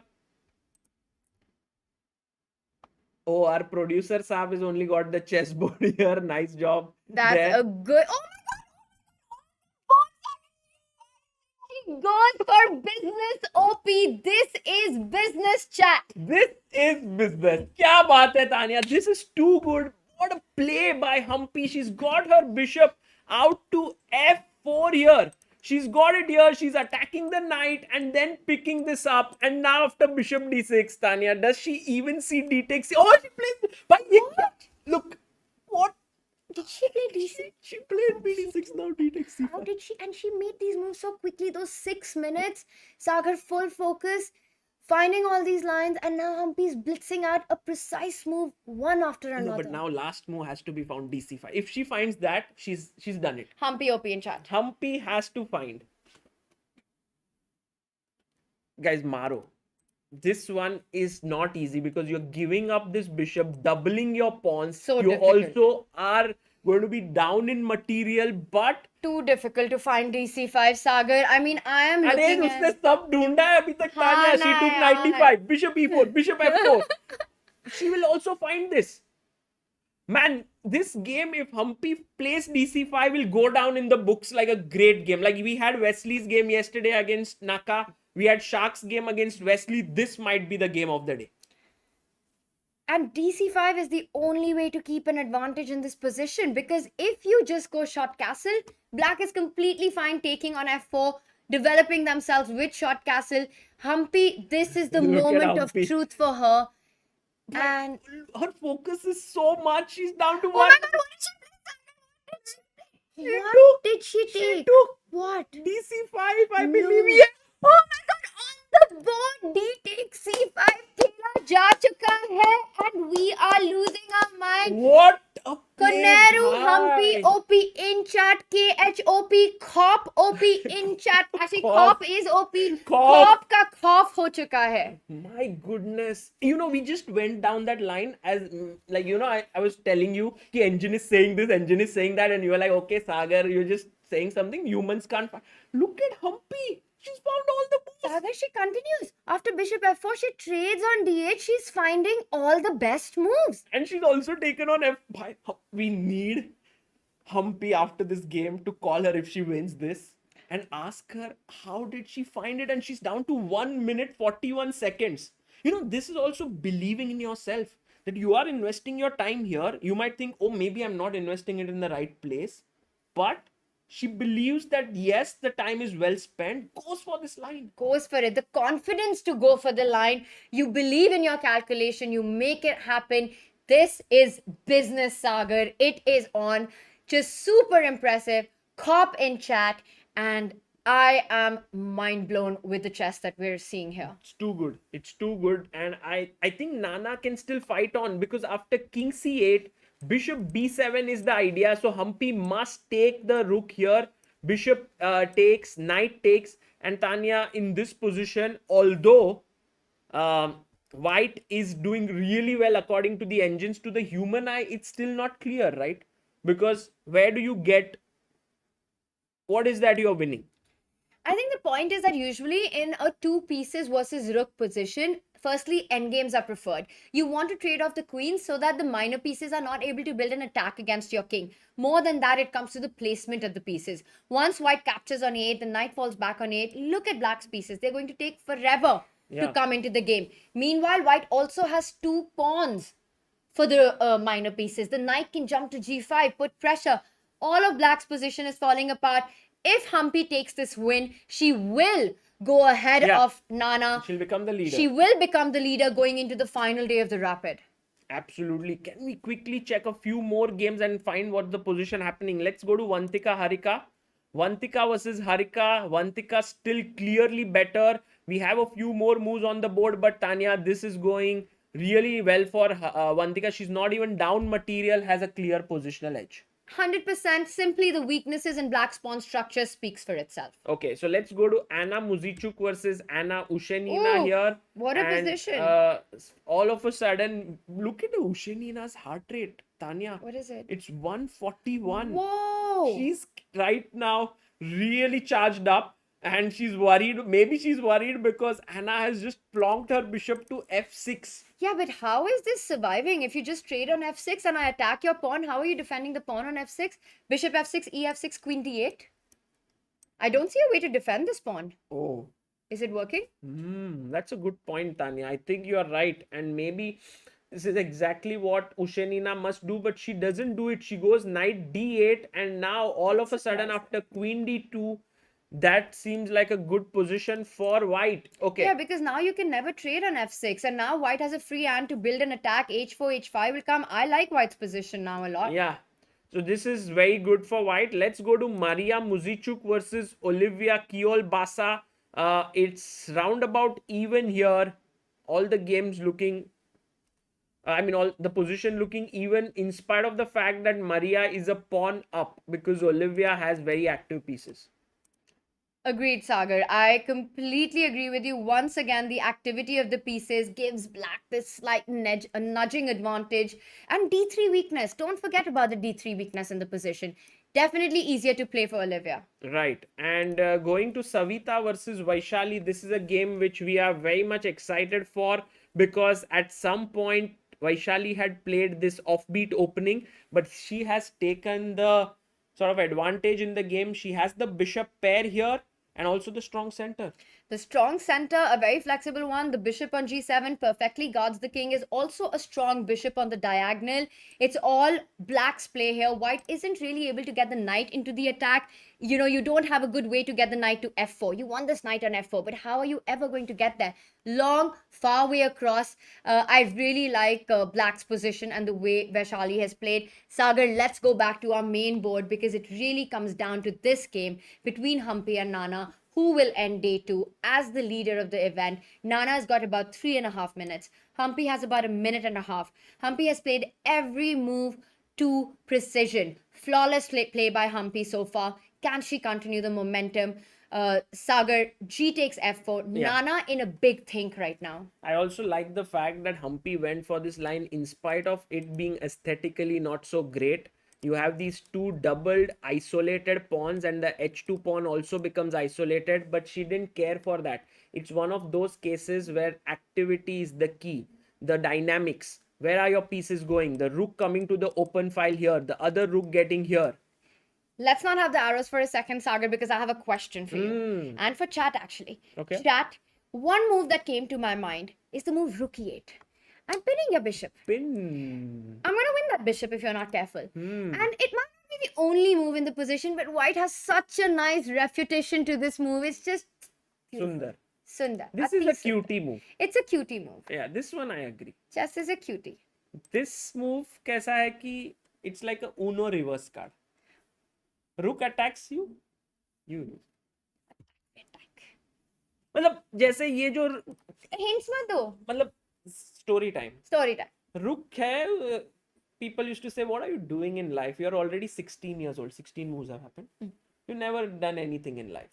And you won't be able to do because look, these days GMs happen at the age of 12, 13. क्या किया तुमने अपनी जिंदगी के कुछ नहीं साथ? कुछ नहीं किया. The rook says कि भाई करेंगे हम, बनेंगे. Self confidence Wait करो. and triple O. Wait करो, triple O. And white wins, comes out of the pin, checks Wait here. करो. Triple O. White will say, ho, ho, ho. अरे अरे अरे वाह मजा आ गया. वो क्या रहता है तान्या, वो कान में से वो खून. But what a move, Sagar. What a move. You- And chat found it instantly. Amazing. We have more than 50 people finding triple O. Well done, guys. Triple O with a check. With a check. With a check. And the bishop is out of the pin. And this is a win. By the way, king c8 on the board, Tania. So Nana also finding and fighting. She wants to get the king to c8. And why is the king on c8 so important? Sagar, I'm trying to understand. Can you help me here? Well, because the point is now she's threatening bishop b7 and you will not be able to win the rook. So now it's the time for Hampi to take it, and she does. She chops off, knight goes back. Now all these knights in the corner, the bishop in the corner, give white an advantage. But Tania, remember, if the black bishop comes on b7 and pins this knight, it will be trouble for Hampi. Very nice. So after king c8, Nana's forcing Hampi's hand to capture the rook on a8. And now bishop b7 is a threat. So Hampi doesn't have time to kind of develop this rook. She took it though. She has to take on She a8. took, and this is the full screen view, guys. Right now, this is the situation on our board. 20 seconds left for 20 Hampi. She seconds. goes 95. She goes with a knight in the center, attacking the f7 pawn. I love this move. It is aggressive, and what she wants to do. B takes c5 done. And that's fine. That's fine. Now, I don't know if you want to take on f7, allow rook f8, allow rook e8 check. No. I think what Hampi's going to do is actually bring her rook to activity. Triple Long O? castle, triple O, O, O, O. Let's go. Oh, she plays it. She plays long castle. And What is this play, yaar, Sagar? It's मजा आ रहा है, unreal. मजा आ रहा है, बहुत सही. And you know, Hampi is down to 19 seconds, yet the calmness with which she's playing, it's like she has all the eternity on her side while making moves. I mean, just every move. Can I just point out, starting from move number 10, we're almost to move number 20. Yeah. Hampi has played one strong move after another, just not slipping away her advantage. She's too good. She's too good. And Rook G1 also the best move. She had 7 seconds left. She finds it. Rook G1 on the board. Let's give the Rook a new life. A new G1. On Rook G1, G6 is hanging. Tania.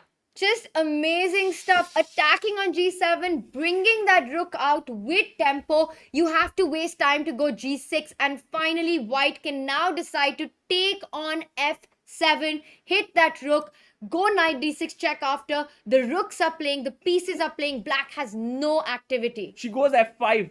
She doesn't take on F7. She pushes her pawn to F5. And guys, all those who think that Hampi is super calm, think again. She's up to 130 on the heart rate monitor. Amazing. Guys, we are getting all sorts of insights here.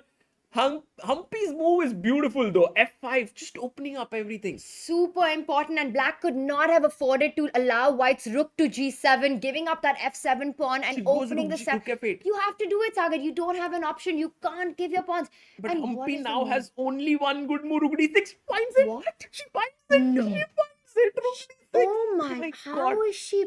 She's This is just playing unreal. unreal chess, This guys. is next level. And rook D6 was the only move to keep an advantage. Yes, absolutely. And now Rook F6 is the only move again. Rook F6 here. Can she find it? She does. Oh my, She okay, does. it's not even a question of can she, it is when will she find it But now she's doing it at 10 seconds per move. You know, Tania, she'll go wrong at some point because you can't play so accurately with just 10 seconds on the clock. Sagar, but the position is so commanding, her confidence is so commanding that I believe Hampi will take this one. Rook d6, rook f6. What a maneuver to build the attack on the f7 pawn. I am amazed by her play. Black's position, move by move, is falling apart. You have to get that knight into the game. Go knight d7, hit my rook, and now I will capture your pawn on f7. Your g6 pawn will be weak. Yeah. And don't forget, let's just have some arrows. Knight d7, rook f7, knight f7, g f5, knight d6 check, king c7, knight f5, game over. Ooh. Eminem in क्या है Eminem's career in danger. Just unreal stuff here. And do you see Hampi's heart rate going down? You know, she was at 130, but I think now she's gained like that calmness. Rook f6, she knows it's calm. The position is winning. It's coming down now. 110. She goes 97 on the board, Tania. Are we going to see Eminem, this? Are we Eminem, going Hampi, to see this? Rook f7, play chat. Will we see this line on the board? Sagar, Takes. Hampi has already found the hardest moves. Yeah, she This took is on easy. f7. Nana has taken. Nana traded- didn't. Nana went rook e8. She didn't take it. Well, now you take on d7. You take on d7, knight d7 and h7. h7, rook coming to g7. घुसा दो 7th rank पे. Everyone. This is just winning. Rook h7, gf5. Let's go in with the two rooks. And my h pawn will be queening at some point. Right. Oh Takes my on God, it's h7. happening. It is Takes on happening. h7. Chat, unbelievable chess. She took on f5, right? She took on f5. And now rook g7 and Tania. Two rooks on the 7th rank. Do two rook. Tarara. Here they do two rook. Na. Arey, बढ़िया. Yes, On the board.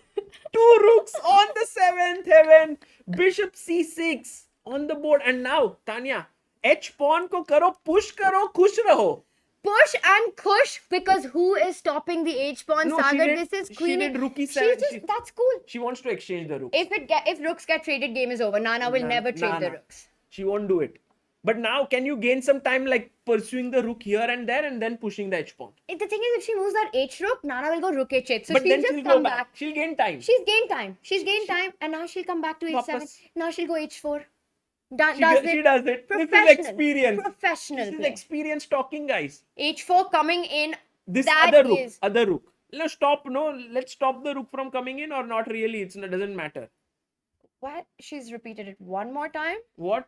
No. And that's fine. No, No, Hampi she- will not draw. Hampi will Hampi will not. She still has one. Two. Now no rook g7. No chance. This other rook. She'll other play rook, the other other rook or she'll play h4. What? No! Nana is like, why did you draw? Why did you draw? Insane. What? I can't believe it. I can't believe this happened. What? Unreal. What? Sagar.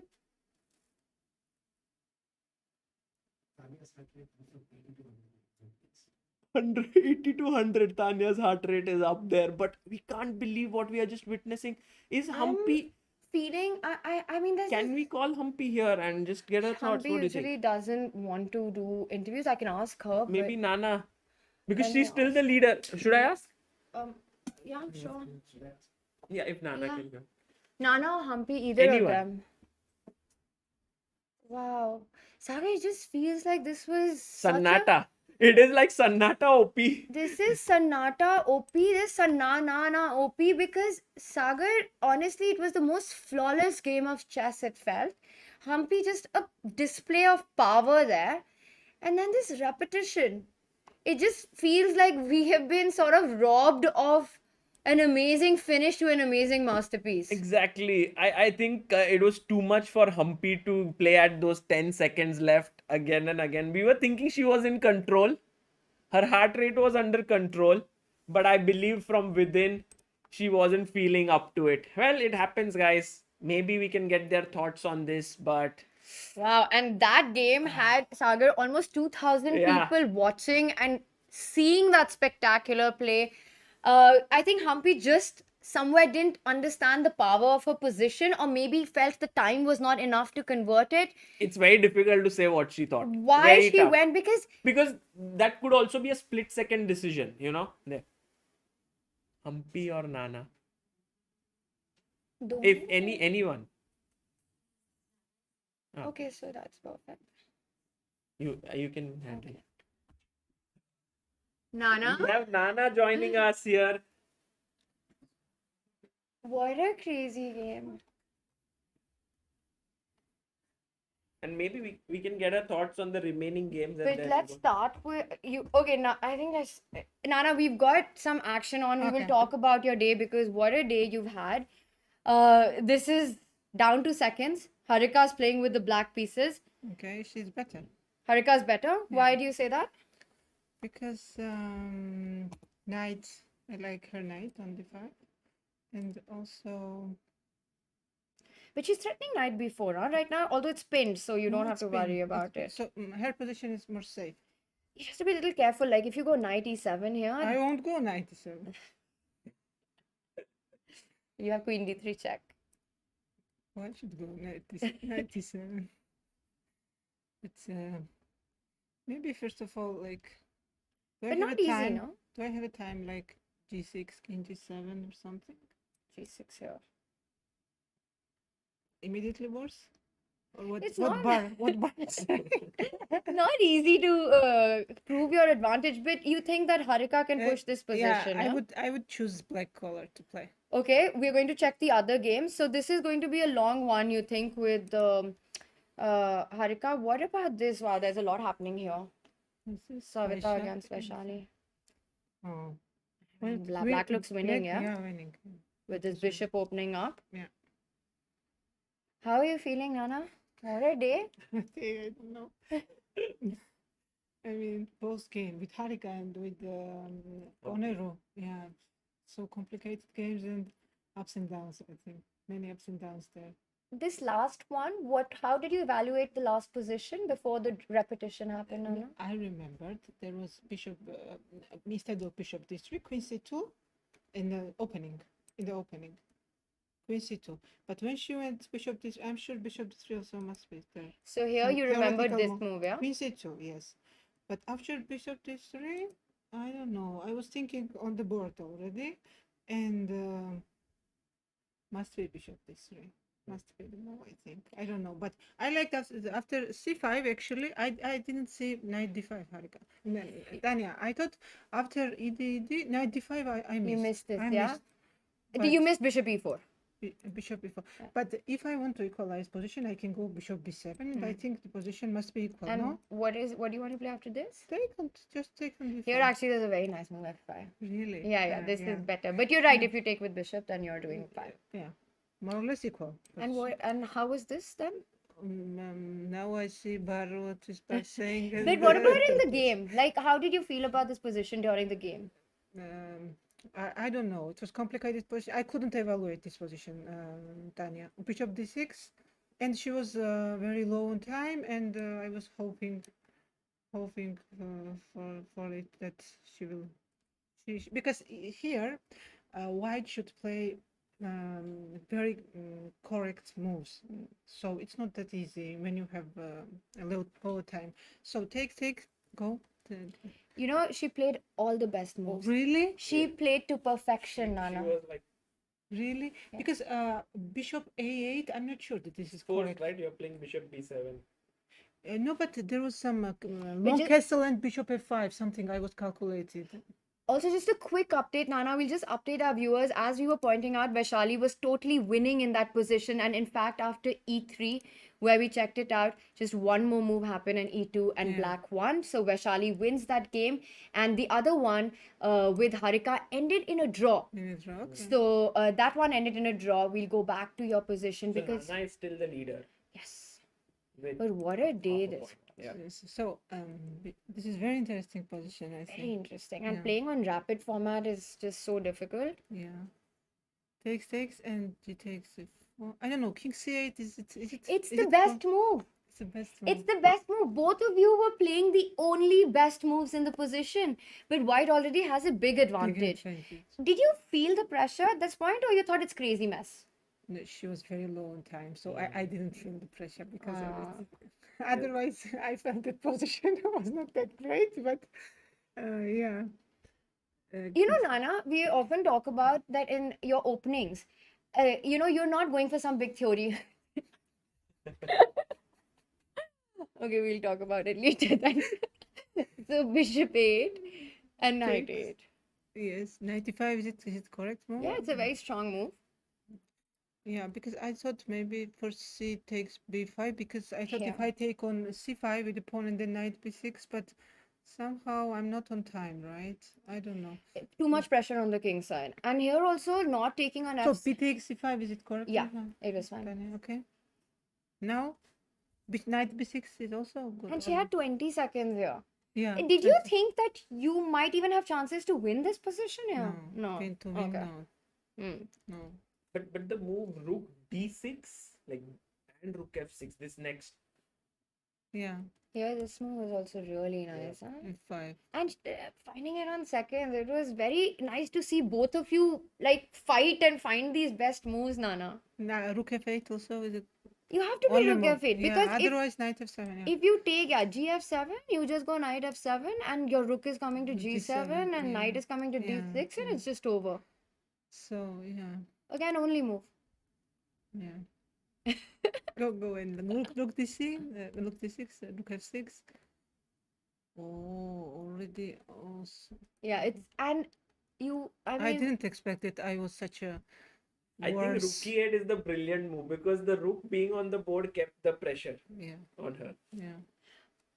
I mean, it's important because if you trade the rooks, it's just over then. Right. You knew that you have to keep the rooks Yeah, on the board, yeah, yeah? of course, yeah. And then takes. But still, here I already felt much better. You felt you're better No, here. no, not no. Oh, just better. Just better. If we compare the previous positions, it's here. It's relief for black, I think. I mean, we just thought at some point she starts pushing this pawn, Nana, and it's trouble for black, yeah? But it's Yeah, but I have some rook G2 somewhere, and I don't know, rook G2, bishop E4 somewhere. I don't know. Here, yeah, but we here I think already we were both very low on time, so it's not that easy to make a decision, Tania. Here, yeah. continue game or not? Yeah. On second, super It's difficult to difficult, decide, yeah? yeah. But you were relieved after the repetition. Yeah, but I really didn't expect it after knight d5 and bishop e4 and knight c7. I really didn't expect. 10. Yeah, it's good. Yeah. We would want to go through the rest of the games, but there's a press conference waiting for you. So, all the best for tomorrow. Okay. Thank you. Okay. Bye. Well played. Well played, Nana. Well, good saves. Well, what a day we have had here, and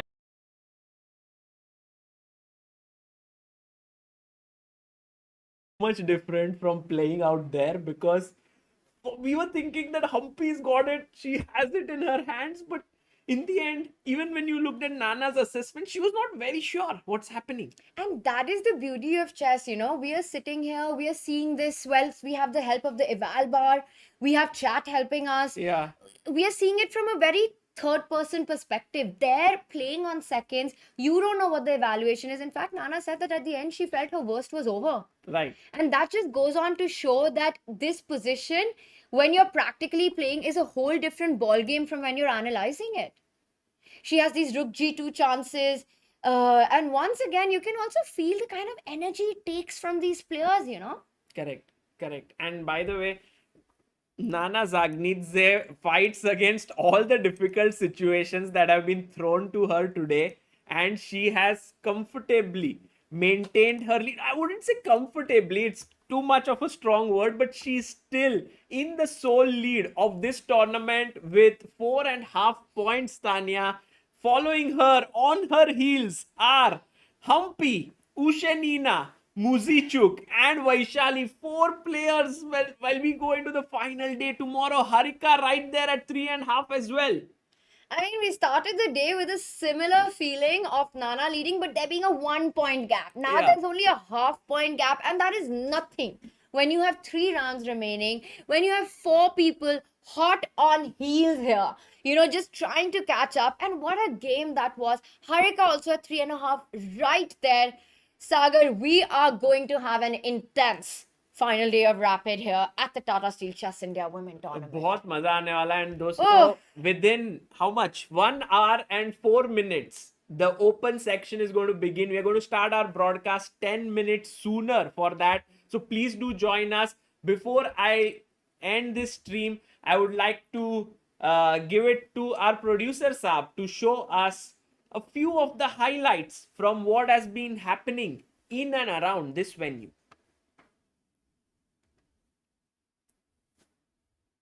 Can we see it?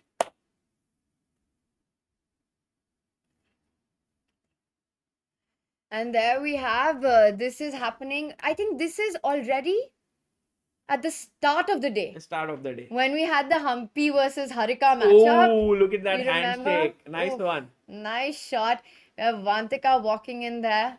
Vantika, before that tragic time loss, today, which was very, very tragical for her. But she fought back well. And Savita, the youngest participant. And we have Oliwia, who had a tough day yesterday. And today, she scored 1.5 out of 3. And a Muzichuk. Who's still having a tough event. She's on 2 points, but she needs to have a really strong finish to at least have a good chance at the prize fund, which is only for the top 5 finishers. Right. Oh, there are 5 prizes, yeah. Only 5 prizes. Correct. This was an epic encounter today that we witnessed. Hampi versus Harika. How often do we get to see it? Man, very little.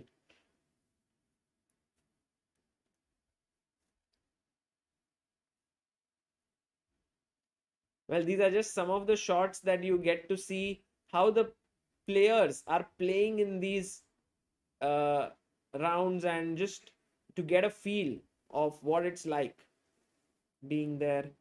And that is it from our end, Tania.